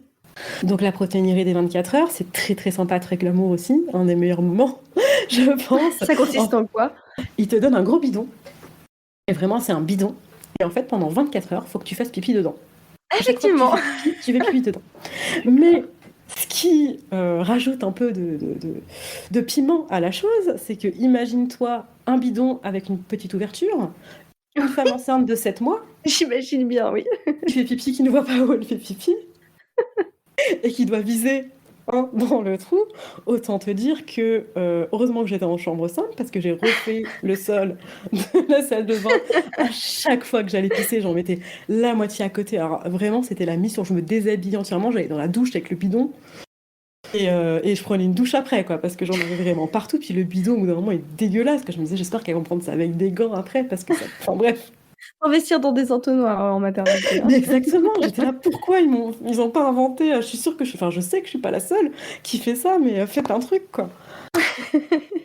Donc je fais mon pipi là pendant 24 heures là-dedans. Et elle repasse prendre du coup en fin de journée. La nuit du mardi au mercredi. Enfin, j'avais eu quand même dans la journée un peu des saignements aussi, mais j'avais posé la question aux sages-femmes qui m'avaient dit, comme ils m'avaient vérifié le col, c'était probablement normal que je saigne parce que ça arrive quand on vérifie le col, comme il est plus sensible forcément que la grossesse, de saigner un peu. Donc j'avais ça quand même, j'avais quelques petits spottings encore une fois. Dans la nuit du mardi au mercredi, je commence à sentir des toutes petites contractions, mais vraiment pas régulières et pas douloureuses. Mais rien, voilà. Juste, je pense que je les sentais aussi parce que j'étais plus attentive. Que malgré tout, le fait d'avoir percé la poche des os et de devoir vivre avec ça pendant encore 3 ou 4 semaines, avec mes angoisses, t'imagines bien que... Oui, oui. Donc, du coup, j'étais très très attentive. En fait, j'ai pas fermé l'œil de la nuit, la deuxième nuit non plus, parce que j'ai été trop angoissée de sentir mon bébé bouger, quoi. Malgré le fait qu'il m'ait dit, vous inquiétez pas, il y a encore plein de liquide, le liquide ça se régénère. Voilà, tout ce qu'on connaît un peu comme discours. Je passais la nuit à me tourner dans tous les sens et je pense à faire chier mon bébé. En me disant, vas-y, bouge, tu vois. Et donc peut-être que ça, les angoisses aussi m'ont provoqué sûrement un petit peu ces petites contractions, quoi. Mais le travail se lançait pas du tout. Et le lendemain matin, je vais du coup aux toilettes. Et en allant aux toilettes, j'ai un énorme caillot de sang que je vois passer, quoi. Ah oui. Et donc là, je me dis, bon, ok, très bien. Je vais prendre ma douche. Pareil, pendant ma douche, un gros caillot de sang. Donc là, je suis pas très rassurée et je bip pour que la sage-femme vienne. Et donc elle arrive.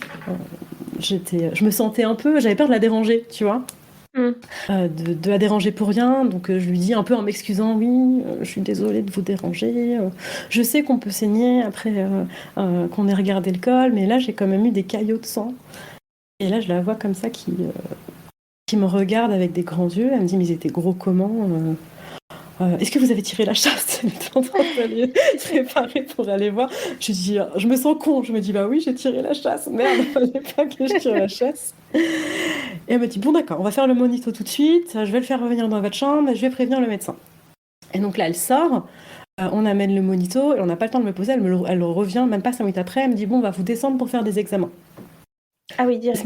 Ce moment-là était assez angoissant parce qu'en fait, elle se voulait un peu rassurante. Enfin, elle se voulait rassurante. Elle me souriait, enfin, sous le masque. Hein, elle me disait, c'est rien, on veut juste voir, faire quelques petits examens, c'est probablement rien. Mais je sentais dans sa manière d'être qu'elle était tendue et qu'elle était un peu stressée de la situation. Et en plus, quand elle me dit, on va vous descendre pour faire des examens, ils m'ont descendu en salle de naissance.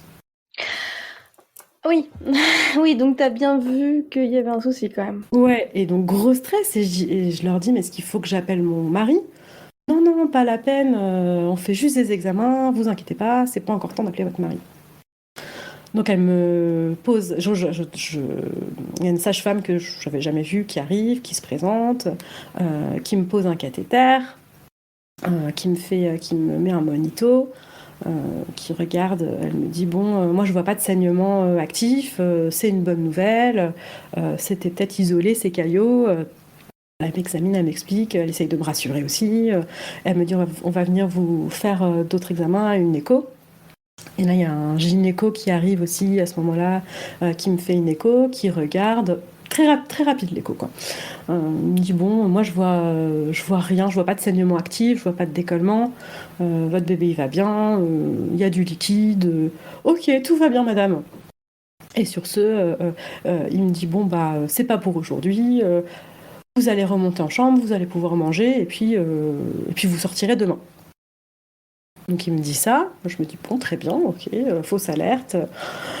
Je me sens toujours un petit peu coupable d'avoir dérangé tout le monde alors qu'il se passe rien. Et là, j'attends. Ça avait pris toute la matinée quand même, hein, cette histoire. Il devait être, je sais pas, 11h45, près de midi. Il m'a dit qu'on allait venir me chercher pour que j'aille manger en chambre. Donc j'attends. J'ai cru qu'on m'avait oublié. J'étais en salle de naissance, je crois, pendant 40 minutes. En plus, je pouvais pas trop bouger parce que j'avais encore le monito qui était attaché. Et finalement, au bout de 40 minutes, la sage-femme revient me chercher. Elle m'emmène jusqu'aux ascenseurs. Elle appelle l'ascenseur. Et là, je lui dis quand même, est-ce qu'on peut retirer le cathéter du coup parce qu'il me fait mal. Non, on va le garder, on ne sait jamais. Ouf, oui. J'aurais pu me douter de quelque chose à ce moment-là, mais je me suis juste dit, bon, ok, ça fait chier, bon. Donc je remonte dans ma chambre, là il est midi, du coup 30, quelque chose comme ça. J'ai super faim et j'attends, ça vient pas. Surtout que dans les hôpitaux, en général, ils sont pas en retard pour les repas, quoi, hein. Le matin, allez, Oui, c'est clair. 6h, ça y va, midi pile, t'as les repas, et là ça venait pas, donc ok. J'appelle mon mari entre-temps, je lui raconte un petit peu le matin, ce qui s'est passé, je lui dis bon bah c'est rien, c'est trop bien, je vais sortir vendredi, on va accoucher à la fin du mois de mars, 37 semaines là. Et au moment où je suis au téléphone avec lui, on frappe à ma porte, donc je raccroche. Et je pensais que c'était mon repas, et pas du tout, c'était le gynéco du matin qui arrive, qui rentre dans ma chambre, qui s'assoit en face de mon lit comme ça. Ah, là je me dis bon. L'angoisse un peu quand même. Ouais, bien solennel. Et il me dit, écoutez, je vais vous expliquer ce qui se passe. Je vous explique la situation. Vous allez bien et votre bébé, il va bien. Pour l'instant. Les deux mots qui... Et par contre, il y a plein de signes qui nous inquiètent. Déjà, vous avez rompu la poche des os prématurément, et ça, c'est jamais un signe positif. Il me dit en plus, votre protéinurie est très mauvaise. Votre tension, elle est instable. Donc ça, déjà, je tombe de haut parce que depuis 2 jours que j'étais là, on me prenait la tension toutes les 5 minutes et on m'a jamais dit qu'elle était pas bonne. Ouais, la communication, elle est quand même pas ouf dans cette maternité. Ouais. Vraiment, là, je tombe de haut. Et il me dit, en plus, vous avez des saignements et c'est très inquiétant parce que à l'écho, on ne voit que 30% des saignements. Il me dit, il y a des risques que vous fassiez une prééclampsie. Donc moi, je suis comme ça, en train d'encaisser, tu vois, dans mon lit, avec les yeux comme des billes, je pense, et le masque. Je devais avoir l'air un peu stupide parce qu'il me dit, est-ce que vous comprenez ce que je vous dis? Donc moi, en train de digérer. oui, je vous dis qu'on va vous déclencher. On va vous déclencher maintenant. Donc, Ah oui, mais il t'explique ce que c'est une prééclampsie? Non, et le pire, c'est qu'il me dit, il y a des probabilités pour que vous fassiez une prééclampsie. Enfin, on pense que vous faites une prééclampsie. Et ça, j'ai trouvé ça avec le recul, tu vois. Je comprends pas pourquoi il m'a dit ça et qu'il m'a pas dit clairement ce qui se passait. Parce que moi, des mois plus tard, j'ai demandé mon dossier, tu vois, à l'hôpital. Oui. Et je suis allée voir mon gynéco de ville pour lui montrer, lui dire ce qu'il en pensait. Et en fait, lui, en voyant mes résultats d'analyse, il m'a pas dit non. Il n'y a pas de probabilité que tu aies fait une prééclampsie, tu as fait une prééclampsie sévère. Ah oui. Et ce gynéco-là m'a vraiment dit, les mots qu'il a prononcés, c'est il y a des risques que vous fassiez une prééclampsie. Ouais, c'est bizarre leur façon de gérer les oui, et puis nouvelles quand même. Il me dit, en plus, il me dit voilà, on vous déclenche, on va vous déclencher maintenant. Bon, ça va durer très longtemps. Probablement que le déclenchement prendra 48 à 72 heures. Ne vous inquiétez pas, le bloc est juste à côté. Allez, bam, enchaîne. Et toi, encaisse. Donc, moi, complètement sur le cul, il se lève, il me dit, bon, bah... Limite, il m'a dit, bon, bah, on se voit tout à l'heure au bloc, quoi, dans quelques heures au bloc. Et il est parti. Et donc là, moi, je suis toute seule dans ma chambre. Et donc panique la plus totale. Donc je rappelle mon mari avec qui j'étais au téléphone 10 minutes avant parce que j'ai bien regardé l'heure à laquelle je l'avais appelé pour lui dire non c'est bon et pendant cet appel-là Le gynéco avait frappé à la porte. Et l'heure à laquelle je l'ai rappelé après, c'était 10 minutes, hein, vraiment. L'intervalle durant lequel il est arrivé, il m'a dit qu'on me déclenchait. Et donc je rappelle mon mari, je lui dis, bah écoute, en fait, il me déclenche, je viens. Sachant que ce que j'ai pas dit aussi, c'est que j'ai demandé au gynéco, moi, du coup, je dis à mon mari de venir. Oh non, mais vous inquiétez pas, vous avez le temps. Dites-lui qu'il peut finir tranquillement sa journée de travail. Il viendra ce soir. D'accord. Ok. Autant te dire, heureusement que j'ai pas dit ça à mon mari, parce que mon mari du coup me dit bon bah ok, il venait de commencer à manger. Bon bah je viens tout de suite. Je dis non, finis de manger, tu me rejoins après ton déjeuner. Voilà, pas la peine de te presser non plus. J'ai à peine fini cet appel qu'on frappe à ma porte. Donc tu vois, j'ai pas eu le temps d'encaisser la nouvelle. Et là, c'est, je pense, une aide-soignante qui vient et qui m'engueule, qui me dit ah là là, mais vous avez pas encore mis votre blouse. Moi, il faut que je vous descende en salle de travail. Enfin voilà, un peu stressée. Je sais pas de combien de choses elle avait à faire dans la journée. Mais moi, je suis là. On vient de m'annoncer il y a 10 minutes qu'on allait me déclencher, alors que je suis à 34, du coup, plus 5. Personne m'a expliqué ce que ça voulait dire d'accoucher, tu vois, ce terme-là. Enfin, ils n'ont pas fait venir un pédiatre. Ils m'ont rien dit de ce qui allait se passer. Et là, 10 minutes après, je me fais engueuler parce que je suis pas prête pour aller être déclenchée, quoi. Ouais, communication zéro, hein. Communication zéro, c'est clair. Donc, mais moi, je suis vraiment en état de choc. Vraiment, quand j'y repense, quand je repense à cette journée-là, j'étais, comme je te disais, à partir du moment où j'ai perdu la poche des os, j'étais en pilote automatique, quoi. Je faisais ce qu'on me disait de faire et j'ai vraiment subi du début à la fin ce qui m'est arrivé. Donc je suis bonne élève, je mets ma blouse, je me dépêche. Je me demande ce qu'il faut que je prenne. Est-ce qu'il faut que je prenne mon sac à main, mes trucs, mes affaires, mon portable. Je suis complètement pressée par l'autre qui est dans la chambre, limite qui tape du pied là. Allez, voilà. Donc je prends mon sac à main, mes chaussures, mon portable et on me descend cette fois-ci dans une salle de travail, enfin voilà, qui n'est pas une salle d'accouchement. Où là, je retrouve la sage-femme du matin qui m'avait fait les examens. Et donc, elle m'explique, elle me dit, bon, bah voilà, comment on va vous déclencher par tampon. Donc, c'est un petit tampon qu'ils insèrent comme un tampon normal et qui diffuse des hormones pour aider le col à s'ouvrir, je crois, en tout cas, provoquer des contractions. Un tampon de Propès ? Ouais, c'est ça, un tampon de Propès. Et elle me dit, bon, bah, vous n'êtes pas à terme, votre col, il n'est pas favorable, ça va durer longtemps. Donc, elle m'explique qu'ils vont me poser le tampon de 14h30 à 16h30. Après ça, je monterai en chambre, je retournerai dans ma chambre pour aller manger, parce que j'avais toujours pas mangé entre-temps.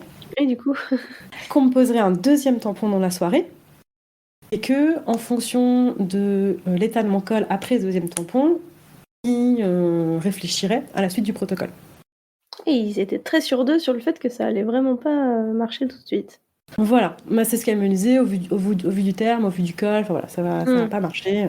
Donc elle m'installe, elle me met le monito, elle me met aussi le capteur de contraction, elle me met le tampon, puis mon mari, il arrive à peu près à ce moment-là aussi, donc là, effectivement, il est 14h30. Et là, à partir de 15h, je commence à avoir des contractions qui sont très rapidement très rapprochées et très douloureuses. Ouais. C'est-à-dire que on parle avec mon mari, on parle de tout, de rien, on est quand même un peu excité aussi à l'idée que arrive. On rigole un peu, on dirait là quel petit troll, il a envie d'arriver plus tôt. Et je dois très vite m'arrêter de parler au moment où j'ai des contractions. Et de plus en plus, j'ai du mal à les gérer. Parce que ce qu'il faut savoir, c'est que déjà, quand on perce la poche des os, les contractions sont plus douloureuses. Puisqu'il n'y a pas... Je crois que c'est le liquide amniotique qui doit peut-être absorber un peu la douleur. Et quand on déclenche aussi, ça on le sait aussi, que les contractions elles sont plus douloureuses quand on déclenche, quoi. Donc moi j'avais le combo des deux. Et donc je commence très très vite à avoir mal. Et 2-3 fois, il y a une sage-femme qui revient, qui dit « Oh là là, votre bébé il bouge pas beaucoup, il dort, on va vous faire bouger. » Et elles me font bouger et elles me disent « Bon, bah ça va, c'est calme niveau contraction. » moi, à ce moment-là, j'ai pas, je me dis, ah bon, ok, c'est juste le début, alors que j'avais déjà très très mal. Hein. Et comme elles me disent ça, je leur fais confiance. Et je me dis, bon, c'est juste le début, c'est pas grave. En plus, ce qu'elle m'avait dit, la première sage-femme, en me posant le tampon, c'est elle m'a dit, si vous avez mal, on vous donnera du Spasfon.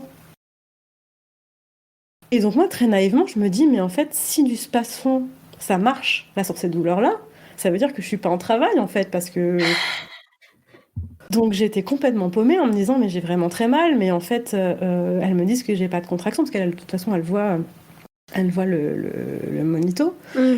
Et mon mari il voit que je commence à bien douiller, et donc il part à la recherche d'une sage-femme, parce qu'en plus, ce jour-là, les bips, ils marchaient pas dans les chambres pour appeler les sages-femmes. Donc il y avait le numéro de téléphone, mais bref, on n'a pas très bien compris, donc il va la chercher. Donc elle revient, elle est un petit peu agacée, elle me dit, bon... ok, qu'est-ce qui se passe? Elle me regarde, bon, vous avez mal, ok, je vous ferai une petite vérification du col tout à l'heure. Si vous voulez, je vous apporte tout de suite à manger. Je sais pas pourquoi elle me propose de m'amener du coup le plateau là pour que je mange, de remonter dans la chambre. J'ai pas compris. Elle me dit, je vous apporte un Spasfon et votre repas. Donc là, à ce moment-là, je pense pas loin de 16h30, puisque j'avais encore le tampon. Donc que 2 heures après le début. Que 2 heures après le début, et là, pendant les contractions, c'est vraiment horrible, déjà. Quand il m'apporte le plateau, en fait, j'arrive même pas à ouvrir mon yaourt, tu sais. C'est mon mari qui l'ouvre pour moi, parce que moi, j'arrive pas, je me concentre pour les contractions, je mange mon yaourt, et mon mari, là, il commence un peu à paniquer, quoi. De voir que j'ai aussi mal, donc il retourne chercher la sage-femme en lui disant, mais venez voir, en fait, là, je comprends pas ce qui se passe, ma femme est pas très douillette, mais si elle dit qu'elle a mal, là, c'est qu'elle a mal, quoi. Et la sage-femme, un peu aussi... Je lui jette pas la pierre, tu vois, parce que je sais qu'elles sont en sous-effectif, qu'elles ont beaucoup de choses à faire, voilà, mais c'est vrai qu'à ce moment-là, il n'y a pas eu trop d'écoute par rapport au fait que j'étais déjà pas bien. Ouais. Et tellement que, en fait, elle s'approche de moi, elle me regarde, elle touche mon ventre, et là, elle se rend compte qu'elle a mal placé le capteur des contractions. Ok. Et donc, elle le replace, elle regarde l'écran, elle fait, ah oui, bon, bah, je vais checker votre col. Oh là là. Peut-être pas trop faire confiance aux machines, en fait. Ah ouais, non, mais... Et donc là, elle voit, en plus, comme elle reste un peu plus longtemps avec nous, elle voit que j'ai vraiment très très mal. Elle a du mal à checker mon col tellement j'ai de contractions. Et donc elle check mon col et elle devient toute blanche. Elle me dit, ah bah là, on va aller en salle de naissance. Hein. On va vous poser la péridurale. Votre col est complètement effacé. T'étais à 10 ? J'étais pas à 10, mais en fait, mon col c'était complètement raccourci. Ah. Et à ce moment-là, elle a su que ça allait se passer très vite, en fait. Et elle me l'a pas dit. Elle m'a dit, je pense que vous aurez votre bébé dans la soirée. Donc 2 heures après, 2-3 heures après. Voilà, il était 16h30 à ce moment-là. Et donc là, branle-bas de combat, elle me dit, bon, vous allez avoir votre bébé dans la soirée, donc on va aller en salle de naissance. Et en attendant, mon mari, il fallait qu'il remonte dans ma chambre pour prendre mes affaires et les amener dans une autre chambre parce que j'étais en grossesse pathologique. Et donc, changer de chambre pour aller dans le service des suites de couches. Donc mon mari disparaît et moi, je pars en salle de naissance à pied avec toutes mes affaires un peu comme ça, en captant plus rien de ce qui se passe. Tellement j'avais mal. On arrive en salle de naissance, il est à peu près 17h, donc la sage-femme me dit, je vais chercher l'anesthésiste, le temps que l'anesthésiste arrive, qui me pose la péridurale, il est à peu près 17h20 à ce moment-là. La péridurale marche pas. Non, alors, elle marche pas. Elle marche quasiment pas, c'est-à-dire que mes contractions sont un peu moins longues, mais elles sont toujours douloureuses et je les sens toujours. Et donc ils me disent, oui, au bout de 20 minutes, il faut remettre. Si ça marche pas, en fait, on remet pour avoir du produit. Au bout de 20 minutes, la sage-femme revient. Elle me dit, je vais checker votre col. Elle voit que je suis encore hyper douloureuse et que j'ai plein de contractions. Elle check mon col. Elle me dit, bon bah votre bébé il est là. Et il était quelle heure là? Et là il était 17h45. Et heureusement que ça devait durer 72 heures. Ouais, c'est clair. Surtout qu'entre Waouh. le moment du coup où elle m'a dit le col est complètement effacé, donc là il s'est passé 1 heure en fait, entre le moment où mon col était complètement effacé et le moment où j'étais à dilatation complète. Waouh. Efficace, les contractions. Très efficace. Efficace les contractions, c'est clair. Et j'ai poussé pendant 10 minutes. Alors en plus, ce qui était horrible aussi, alors déjà pendant la pause de l'anesthésie, enfin la pause de la péri, l'anesthésiste me dit bon, vous vous rappelez bien la position qu'on vous a montrée en préparation, mais sauf que moi j'avais pas fait de cours de préparation, Ah bah oui, t'as j'avais pas eu le pas eu temps. le temps. Bah non, j'avais pas eu le temps, donc j'étais là, bah non, je sais pas. Enfin, et pareil pendant la poussée, allez, vous vous souvenez comment on pousse? Bah non, je sais pas en fait comment on pousse.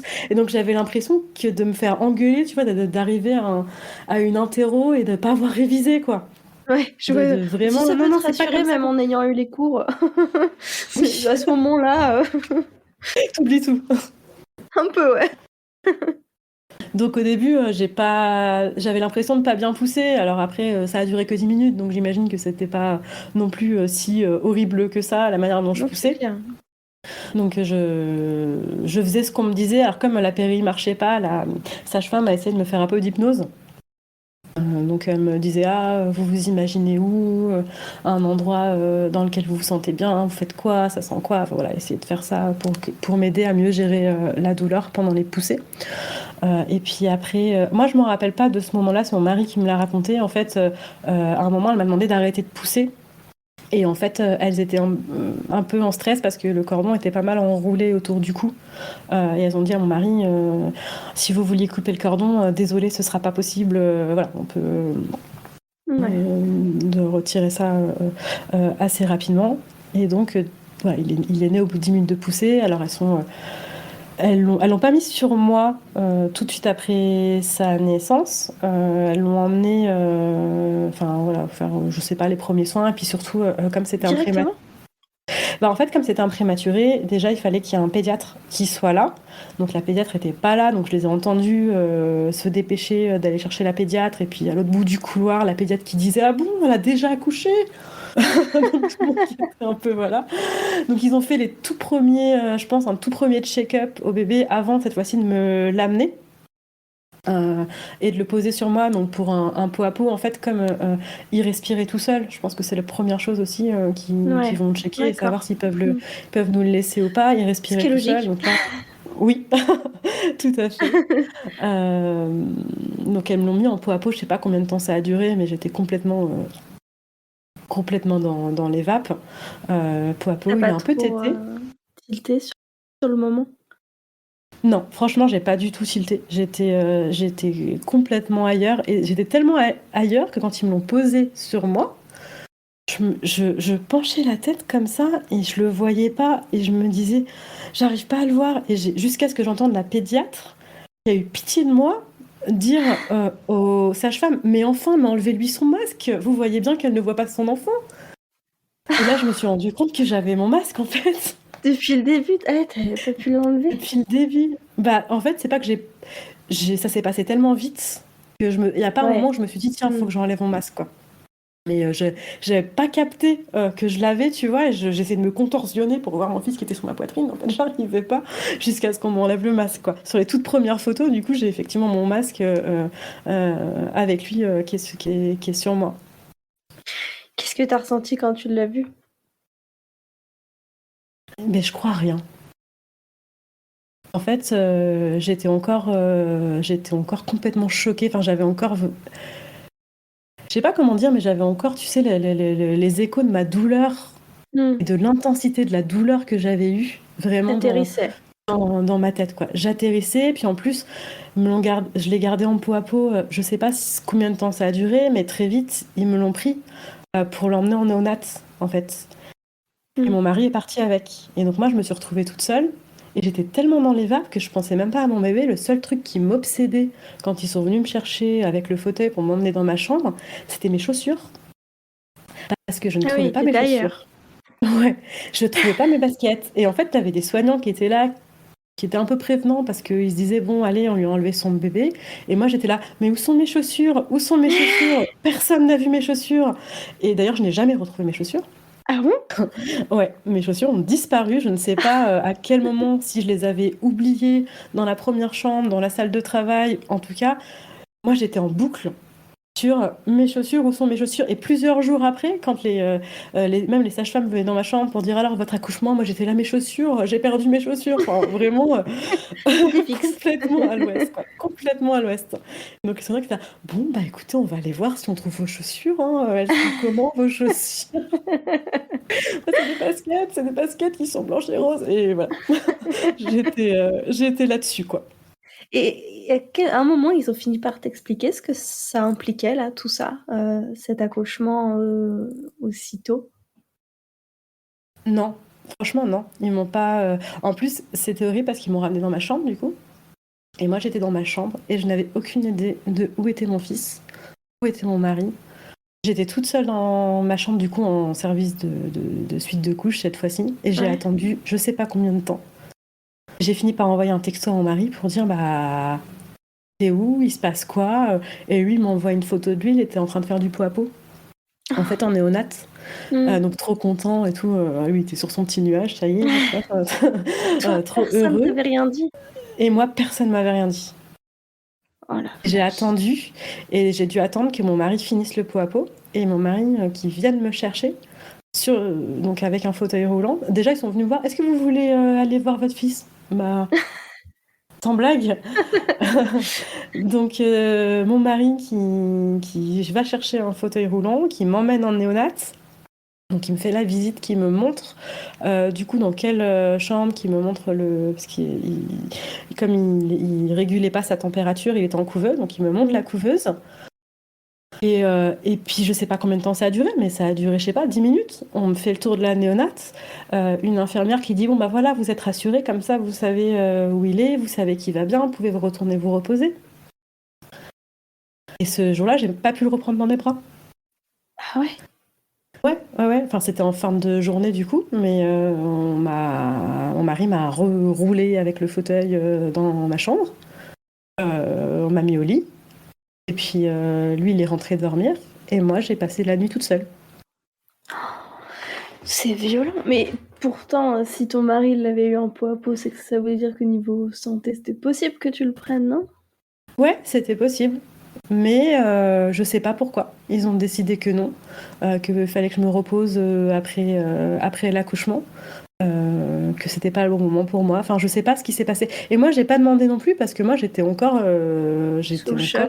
sous le choc, quoi. Mmh. Donc, j'ai pas demandé. Et même la nuit, tu vois, où j'ai pas dormi, j'ai quasiment pas dormi de la nuit. Je repensais à mon accouchement, mais j'ai pas. Je pense que si j'avais demandé, dire est-ce que je peux aller le voir, il m'aurait pas dit non parce qu'on avait accès de toute Ouais. façon 24 sur 24 au bébé. Et la grande chance que j'ai eue, c'était de tomber dans un hôpital où il ne faisait pas sortir la maman tant que le bébé était hospitalisé. Ah, chouette ça. Et ça, c'était top parce que rentrer chez soi sans son bébé, ça doit être aussi une autre épreuve terrible. Et je savais moi que ce serait pas mon cas. Alors évidemment, être hospitalisé aussi longtemps, ça craint et c'est chiant. Mais au moins, j'avais accès effectivement 24 sur 24 à mon bébé une fois que j'ai pu me déplacer seule. Par la suite. Mais cette première nuit, je l'ai passée vraiment toute seule et dans un état complètement second, quoi. Qu'est-ce qui s'est passé limite à pas réaliser encore que j'avais accouché, quoi. Ouais. Mmh. Et tu voulais allaiter, toi? Oui, alors l'allaitement, je pense je pourrais parler sur tout un podcast juste sur mon allaitement, tu vois. Ouais, je voulais allaiter et je m'étais beaucoup renseignée. Ça me tenait à cœur d'allaiter. J'avais lu énormément de livres. Je pense que j'étais vraiment très, très, très bien informée sur l'allaitement. Et pourtant, l'univers était contre moi. J'ai eu toutes les emmerdes possibles pour mon allaitement et ça a été un chemin de croix du début à la fin. Alors, on va commencer par le commencement. Ouais. Avec cette prématurité et le passage du coup enfin la présence de ton fils en néonate, est-ce que déjà tu as pu mettre en place ton allaitement? Alors, Qu'est-ce que ça impliquait la prématurité ouais, pour lui voilà. déjà? Alors, lui, si on ne parle pas tout de suite de l'allaitement, la prématurité, ça impliquait dans son cas qu'il était très fatigué, donc il dormait beaucoup, donc il n'était pas autonome sur la partie alimentation et il n'était pas autonome aussi pour réguler sa température. C'est un peu la loterie en fait, la prématurité avec les bébés, on parle pas de grande prématurité, hein, là, on parle vraiment de prématurité entre guillemets simple. Il y a des bébés qui naissent avant lui qui vont être en meilleure santé, des bébés qui naissent après lui qui vont avoir beaucoup plus de problèmes. Enfin, ça dépend vraiment du bébé. La chance qu'on avait, c'est qu'il faisait un très bon poids par rapport à son terme, parce qu'il faisait 2 kg 250. D'accord. Donc, ce qui est un très bon poids pour un bébé de 34 plus 5. Et il a eu aucune complication. Donc, c'est-à-dire que, comme tous les bébés à son stade, il a dû avoir une sonde pour le nourrir pendant quelques temps. Donc, c'est une sonde, en fait, c'est un tuyau qui passe dans son nez et qui va directement à son estomac, par lequel on le nourrit, en fait, avec du lait, pour qu'il n'ait pas l'effort à fournir pour téter et pour faciliter sa digestion aussi. Et ben justement, toi, tu tirais ton lait pour ça, ou c'était du lait artificiel qu'il lui donnait? C'était du lait artificiel parce que moi je tirais mon lait, mais en fait, déjà ce qu'il faut savoir, c'est que les bébés, la dernière chose qu'ils développent dans le ventre, c'est les réflexes de succion. D'accord. Donc les bébés prématurés ne savent pas téter. Donc allaiter un bébé prématuré, c'est possible, mais il faut leur apprendre en fait comment faire. Et comme ils sont très fatigués, moi quand je le mettais au sein, il tétait 2 fois et il s'endormait. C'est vraiment quelque chose qui est épuisant pour eux. Et en plus, nous, dans le cas d'Icar, il avait un très très gros frein de langue. Il pouvait pas ouvrir la bouche. En plus. Ouais, il pouvait pas ouvrir la bouche. Et ça, ils l'ont vu tout de suite en néonat, qu'il n'arrivait pas à ouvrir sa bouche. Il a été opéré 2 fois. Donc, à son 2e jour de vie. Et en fait, sa première opération, ils n'ont pas coupé assez. Donc, il n'arrivait toujours pas à ouvrir assez. Et il a été réopéré à son 5e jour de vie. Donc, déjà, pendant les 5 premiers jours, il n'était pas bien. Ouais. Ensuite, pour les bébés prématurés, il faut lancer la lactation au tire-lait. Parce que même si lui, il tète bien, il tète 2 fois et il s'endort, ça suffit pas pour stimuler en fait. Donc on sait qu'il faut, pour lancer un allaitement, il faut que le bébé il soit au sein à la demande et tout le temps. Donc déjà là, c'était pas lui qui allait lancer mon allaitement. Et en fait, moi, on m'a proposé un tire-lait que le soir du 2e jour. Donc déjà, j'ai pas stimulé du tout pendant quasiment 48 heures. Et puis ensuite, quand on m'a proposé un tire-lait, ça veut dire qu'il y avait un tire-lait qui était à disposition en néonat. Je pouvais pas amener avec moi en chambre. Et la première... Non. Et la première puéricultrice qui me l'a dit, elle me l'a présenté un peu comme, voilà le tire-lait, vous tirez un peu quand vous avez le temps, quoi. Quand vous montez, on m'a pas expliqué vraiment que pour vraiment bien lancer la lactation, il fallait que je tire toutes les 3 heures, jour et nuit. Ça, je le savais pas. Enfin, je le savais, mais parce que j'avais vu, tu vois, des posts sur Instagram, des trucs comme ça, mais quand t'es dedans, bon, tu te dis pas... tu réfléchis pas à ça, en fait. Mais oui, tu penses pas forcément, oui, j'imagine. Et on m'a donné une ordonnance pour que je puisse commander un tire-lait le 3e jour. Donc moi, je l'ai commandé, donc j'ai reçu mon tire-lait que le 4e jour. Donc ça, déjà, c'était une première chose. Donc au début, j'ai pas du tout lancé ma lactation au bon moment. Et puis aussi, les tétrelles qu'elles m'ont données n'étaient pas du tout à ma taille. Elles étaient trop petites. Et c'est-à-dire trop petites, c'est-à-dire elles me faisaient un mal de chien et elles m'ont causé des crevasses. En plus, encore une fois, si on me parle d'écoute, je leur ai dit, tu vois, à plusieurs reprises, mais je comprends pas, ça me fait super mal. Quand je te dis que ça me faisait super mal, quand je tirais mon lait, je mettais en place le tire-lait, je mettais mon doigt, tu sais, sur le tire-lait pour appuyer, et avant de lancer, je fermais les yeux, je prenais une respiration, je me préparais, tu vois, L'enfer. Mais c'était l'enfer, et je le faisais, mais c'était horrible. Et pendant 2-3 jours, je leur ai dit, mais vous êtes sûrs vraiment? Et il y en a une au bout d'un moment qui est passée à côté de moi quand je tirais, mais elle m'a dit, mais mon Dieu, mais vos tétrelles sont beaucoup trop petites. Et elle m'en a donné des plus grandes, donc ça, je sais pas, peut-être au bout d'une semaine, j'ai eu des tételles à la bonne taille. Donc Oh là là. déjà, j'ai commencé à tirer que le 2e jour. Ensuite, j'ai commencé à tirer toutes les 3 heures que, allez, le 4e ou le 5e jour. Et au début, comme j'avais pas bien stimulé, je tirais à vide. Oui, C'est-à-dire que pendant 2 jours, je tirais pendant 20 minutes, toutes les 3 heures, je n'avais pas une goutte. Et pas ça une doit être goutte, frustrant. c'était horrible. En plus, quand t'es en néonate, t'as pas trop d'intimité, parce que t'as d'autres bébés, d'autres familles, et t'as un paravent, tu sais, entre chaque famille, et t'entends quand même ce qui se passe, quoi. Et moi, j'avais les mamans à côté, oh là là, j'ai tiré 200 millilitres, génial. Ouais. J'ai tiré que 100 millilitres. Et moi, j'étais là avec mes bouteilles vides et mes crevasses, et j'avais envie de chialer, de me dire, mais c'est pas possible, quoi. Pourquoi j'arrive pas? Et après, j'ai commencé à aller tirer, je sais pas, 3 gouttes. 3 gouttes, 4 gouttes, 5 gouttes. J'arrivais pas à la première mesure, tu sais, des millilitres des bouteilles. Ouais. Je pense que le max que j'ai réussi à tirer, on est resté 10 jours en dessous, en néonate. Le max que j'ai réussi à tirer, c'était peut-être 20 millilitres. Sachant que Ouais. voilà, c'était pas du tout assez pour ces repas. Et c'était en plus tellement douloureux. Franchement, c'était horrible. Quand je repense à ce moment-là où moi je tirais, j'avais trop mal et je voyais qu'il donnait du coup du lait artificiel à mon bébé parce que j'arrivais pas à tirer assez et ça me fendait le cœur, quoi. C'était atroce et je le mettais quand même au sein à chaque fois avant ses repas. Sauf que soit il tétait, soit il tétait pas. Des fois il voulait pas du tout. Des fois, il prenait super bien. Et en plus, c'était horrible pour lui, parce que quand il prenait super bien, je me disais, top, allez, il tète.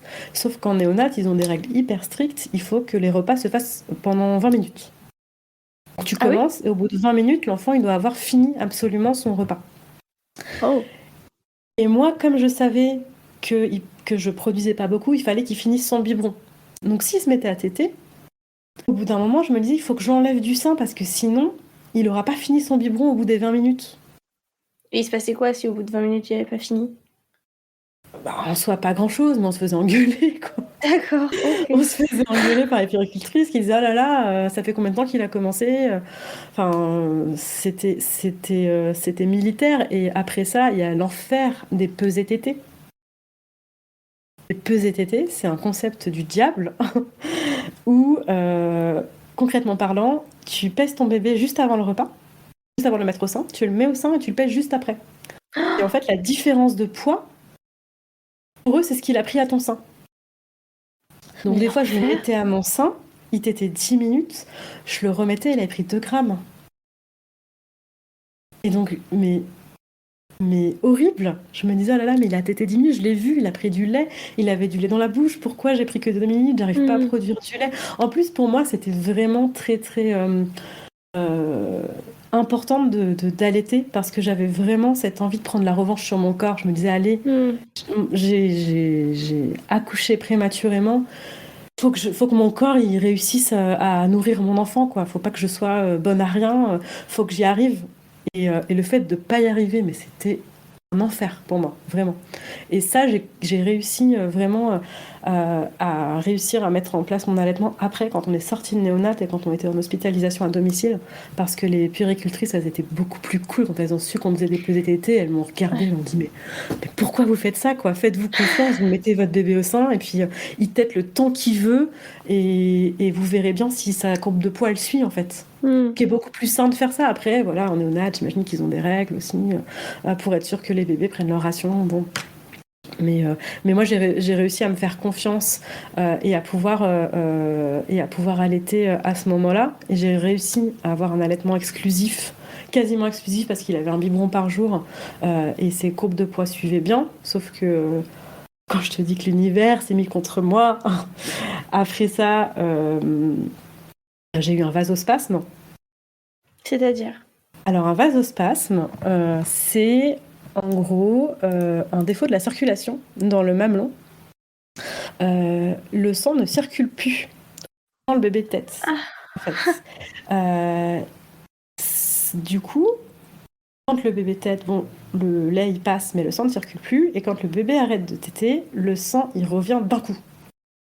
et ça fait très très mal. Ah oui, ça va faire super mal. Ah oui. Et à chaque fois que tu as un changement de température, par exemple quand je prenais ma douche, que je sortais de la douche, gros changement de température, c'est pareil, j'avais des afflux sanguins comme ça dans les mamelons, donc j'avais mal tout le temps en fait au sein. Donc j'ai eu ça, qui est apparu un peu comme ça, puis qui a disparu aussi du jour au lendemain. Donc des fois ça part, des fois ça part pas. La consultante en lactation que j'avais vue m'avait dit à part mettre des poches de chaude, c'est des bouillottes sur le mamelon, il n'y a pas grand chose à faire. Après le vasospasme, j'ai eu un réflexe d'éjection fort.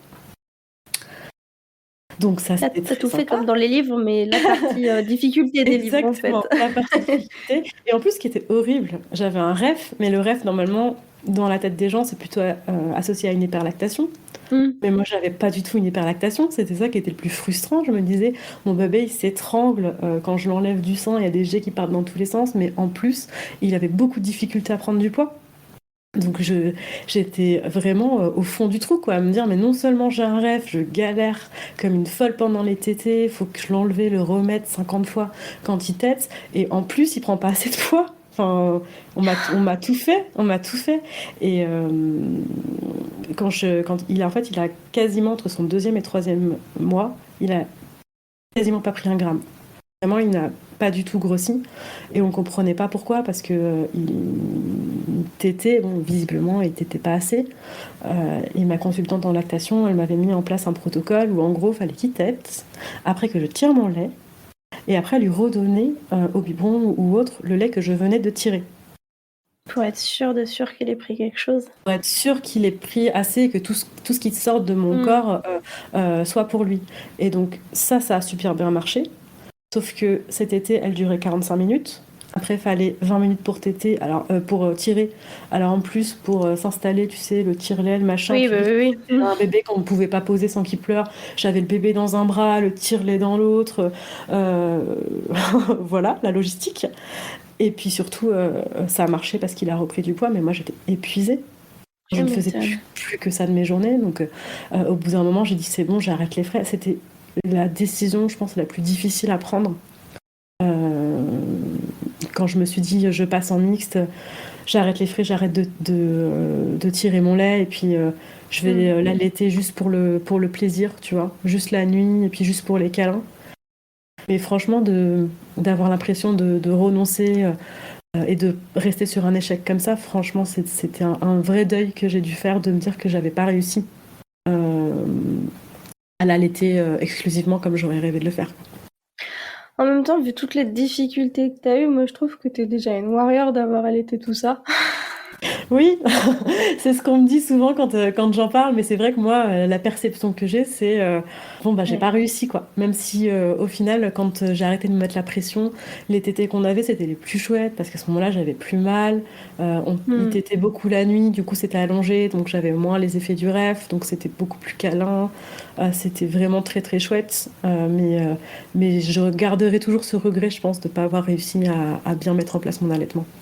Ouais. T'étais pas aidée, hein. Non, j'ai pas été aidée, ça c'est clair. Alors je vais revenir du coup un petit peu en arrière. Du coup, vous êtes sortie de néonat au bout de 10 jours. Ouais. Et tu as parlé d'hospitalisation à domicile. Qu'est-ce que c'est ? Alors l'hospitalisation à domicile, on peut y être éligible dans certains cas quand on a un hôpital pas trop loin de chez soi qui propose ça. C'est hyper pratique pour plein de raisons. Déjà parce que t'es chez toi. T'es confortable. T'es confortable, t'es plus à l'aise. Et puis bon, ça libère un lit aussi d'hôpital, donc ça arrange aussi. Ils font ça, je pense, pour dans notre cas, si on parle des bébés, pour les bébés où ils voient que ça roule, quoi. Donc, que ça se passe bien, qu'il n'y a pas d'enjeu de santé majeur. Et donc, en gros, le principe, c'est que tous les jours, au début, on avait une infirmière puéricultrice qui venait, qui pesait écart, qui l'examinait, c'était beaucoup d'échanges avec nous aussi sur comment on se sentait, comment se passait le retour à la maison. Elles ont été assez chouettes, il y en avait 2 qui se relayaient. On pouvait leur poser toutes leurs questions. Comme je te disais tout à l'heure, elles m'ont beaucoup aidé dans la mise en place de mon allaitement, à me dire qu'il fallait que je lâche prise là sur les pesées tétées, et que comme notre fils avait l'air d'aller super bien, c'était top. Et puis aussi, c'est pas mal à la demande de ce qu'on peut avoir. Par exemple, nous, il y a une des infirmières productrices qui passait qui était monitrice de portage. Donc elle nous a fait aussi un cours de portage à domicile. Enfin, Ah, chouette. ouais, franchement, c'était super. Donc au début, elle passait tous les jours, après tous les 2 jours, après tous les 3 jours. Et puis après, voilà, le protocole se termine. Et puis quand on considère que l'enfant a plus besoin d'être suivi.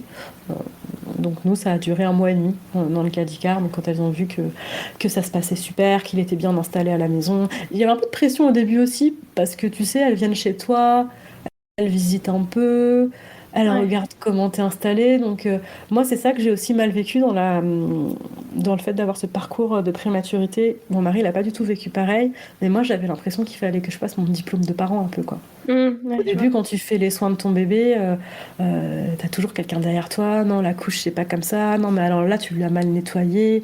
Ah, faut que tu le portes comme ça. Ah, attention. Ah là là, t'as ton portable à côté de ton gamin. C'est pas bien. Tu sais, les ondes. Bah, je crois que j'ai détraqué ma fille alors. Ouais, non, mais c'est ça. Donc, moi, j'avais l'impression de devoir toujours prouver que j'étais une bonne maman. Et mon mari, lui, c'était tout l'inverse. Je pense qu'il avait très peur de devoir s'occuper d'un bébé et le fait d'être comme ça encadré pendant les premiers jours, ça lui a donné confiance. Ça le rassurait. Et quand il en parle aujourd'hui, il dit ah mais c'était super, moi ça m'a appris. J'ai appris les bons gestes et j'ai appris à avoir confiance avec mon bébé. Donc, Mais du coup, il n'y avait pas de soins spécifiques, c'était vraiment juste du suivi. c'était vraiment juste du suivi. À partir du moment où il a plus sa sonde en fait pour être nourri, c'était juste du suivi du poids. Et puis si jamais il y avait d'autres sujets, ce qu'il n'y a pas eu dans son cas, quoi. Mais Ok. c'était vraiment juste un suivi parce que comme il avait un tout petit poids, bah, vérifier qu'il s'alimente bien et que ça se passe bien. Ok. Et comment tu vas aujourd'hui, toi? Ah, c'est compliqué. C'est compliqué parce que j'ai du mal, je pense, à tourner un peu la page de ce qui s'est passé, de ce qu'on m'a expliqué, de ce qu'on m'a pas dit. Comme je te disais tout à l'heure, j'ai demandé mon dossier. J'ai demandé mon dossier à l'hôpital et en fait, je voulais comprendre vraiment ce qui s'était passé, pourquoi ils avaient pris la décision de me déclencher, pourquoi ça avait été aussi rapide, pourquoi on m'avait dit au début c'est peut-être une prééclampsie. Donc j'ai reçu mon dossier. Quand je suis allée voir mon gynéco. Déjà mon dossier n'était pas complet parce que ce que le médecin qui m'a dit qu'on me déclenchait m'avait dit, c'était que ma tension était pas bonne. Dans mon dossier il n'y avait pas mes prises de tension. Donc ça, je ne saurais jamais. Ce que je sais, c'est que ma protéinurie était vraiment alarmante, donc au point d'être constitutive d'une prééclampsie sévère. Mais j'ai du mal à dire effectivement qu'on ne m'ait pas expliqué ce que c'était la prématurité, ce qu'on allait vivre après l'accouchement et le fait que mon accouchement était aussi rapide. Après mon accouchement, j'ai eu l'occasion de reparler avec les sages-femmes parce que j'ai eu un baby blues, très sévère. Enfin, je pleurais tout le temps. Chaque fois que les sages-femmes venaient me voir dans ma chambre quand j'étais pas en néonate, j'étais en train de pleurer. Donc c'était aussi l'enfer. Et j'en ai beaucoup reparlé avec elles. Elles m'ont dit mais votre accouchement en fait. Nous, on en parle encore dans le service, quoi, parce que même nous on n'a rien compris à ce qui s'est passé. Enfin, elles ont dit ça se passe jamais comme ça normalement, on s'attendait pas du tout à ça. Oui, on comprend que vous soyez dans cet état-là, parce que vraiment c'était un accouchement pas ordinaire. Donc elles ont beaucoup validé mon ressenti là-dessus, et c'est pour ça que je dis que quand même, malgré le manque d'écoute qu'il y a pu avoir à certains moments, je pense que j'ai été pas mal accompagnée là-dessus, sauf par la psy. Elle m'a envoyé la psy du service qui, elle, a fait plus de dégâts qu'autre chose. Et aujourd'hui, C'est con, la psy. Ouais. Et aujourd'hui, ce qu'elle m'a dit, tu vois, ça me trotte encore dans la tête et je suis suivie par une autre psychologue et j'en parle souvent avec elle. En gros, ce que cette psy-là m'a dit, alors, déjà, les psys en maternité c'est bien, mais je trouve que les conditions dans lesquelles elle te voit, c'est pas du tout des bonnes conditions. Enfin, toi, t'es là, t'es dans ton lit d'hôpital. Elles sont debout, enfin elle était là debout, tu vois, à me parler. Il y a une position, tu vois, ouais. Il y a une position de rapport de force qui devrait pas être dans le cadre d'un échange comme ça. Et en gros, ce que cette psy-là m'a dit, c'est oui, enfin, faudra faire attention quand même à pas être trop traumatisé, parce que sinon vous allez traumatiser votre fils. Je fais exprès. C'est Ah la ça. vache. Ah, mais il n'y a rien qui va. J'avais pas la fin.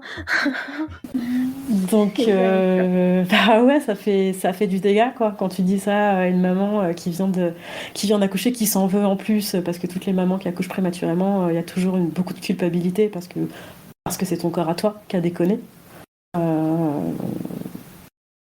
Donc là, je travaille beaucoup dessus. En ce moment, je réfléchis beaucoup à ça. Je vois ma psy tous les 15 jours et j'essaye de tourner la page. C'est pas facile, mais Et est-ce que tu as envisagé de prendre rendez-vous avec le ou la cadre de l'hôpital ou de la maternité, je sais plus comment c'est organisé, pour parler de tout ça et avoir peut-être des réponses? je sais pas ce que ça m'apporterait de plus. Ce que mon gynéco me disait, c'était que, vu ce qu'il avait compris de mes analyses, n'importe quel hôpital aurait pris les mêmes décisions que ce qu'ils ont pris, en tout cas de me déclencher tout de suite.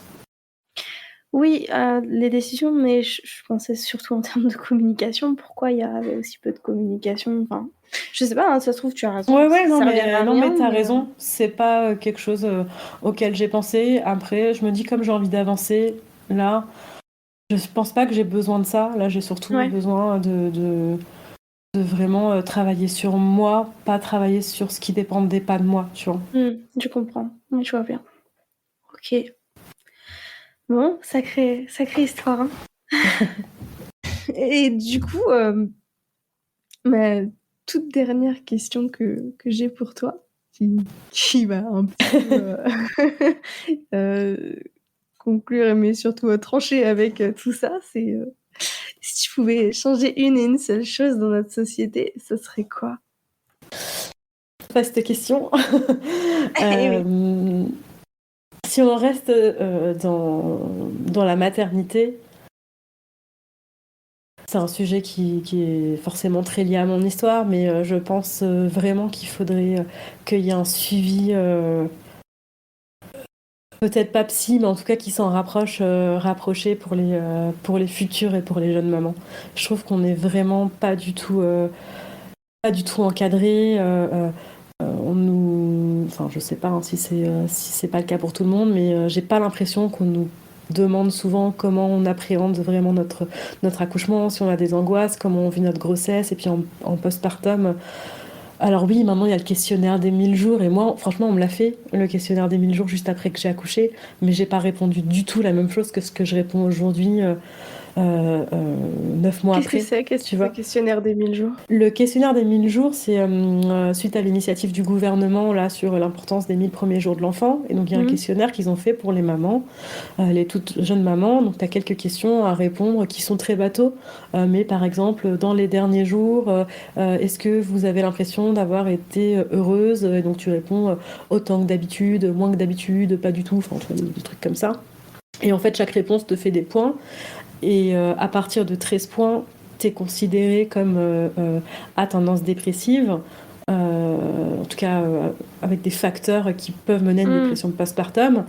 Et plus tu as de points, plus ton état émotionnel et psychique est dégradé, en fait. Et tout de suite, du coup, après l'accouchement, donc quand on était en hospitalisation à domicile, elle m'avait fait ce questionnaire-là. Et moi qui étais aux anges sur un nuage, d'être rentrée avec mon bébé, que l'allaitement se mettait en place, que mon fils allait bien, je sais pas, j'avais peut-être 3 ou 4 points. Et là, Ouais. je l'ai refait il y a 3 ou 4 semaines et j'avais 21 points, tu vois. Donc, Oui, l'initiative est bonne, mais pas le timing. exactement. Donc Mmh. pour moi, il faudrait vraiment qu'il y ait quelque chose de plus cadré dans les rendez-vous. Je sais pas, on revoit quand on fait la rééducation du périnée 6 semaines après, mettre en place à ce moment-là un vrai dialogue, un échange. Je pense que ça aiderait vraiment beaucoup de mamans. Je suis assez d'accord avec ça. Merci beaucoup, Raphaël. Et ben de rien Manon, j'espère que j'ai pas trop parlé. Ah non, non, t'inquiète pas. Juste ce qu'il faut, comme tout le monde. Ok, super. Voilà, j'espère que cet épisode t'aura plu. J'hallucine assez de voir à quel point la communication peut être mauvaise parfois alors qu'elle est si importante. Les mères et futures mères ne sont peut-être pas des professionnels de santé, mais c'est quand même elles qui connaissent le mieux leur corps. Je t'attends sur mon Instagram pour discuter de cet épisode, je te mets le lien dans la description. Et si tu veux m'aider à développer ce podcast, tu peux m'attribuer une note et me laisser un commentaire sur les plateformes qui le proposent, mais surtout, tu peux partager cet épisode autour de toi pour que, peut-être, il puisse aider une maman de plus. Sur ce, à très vite!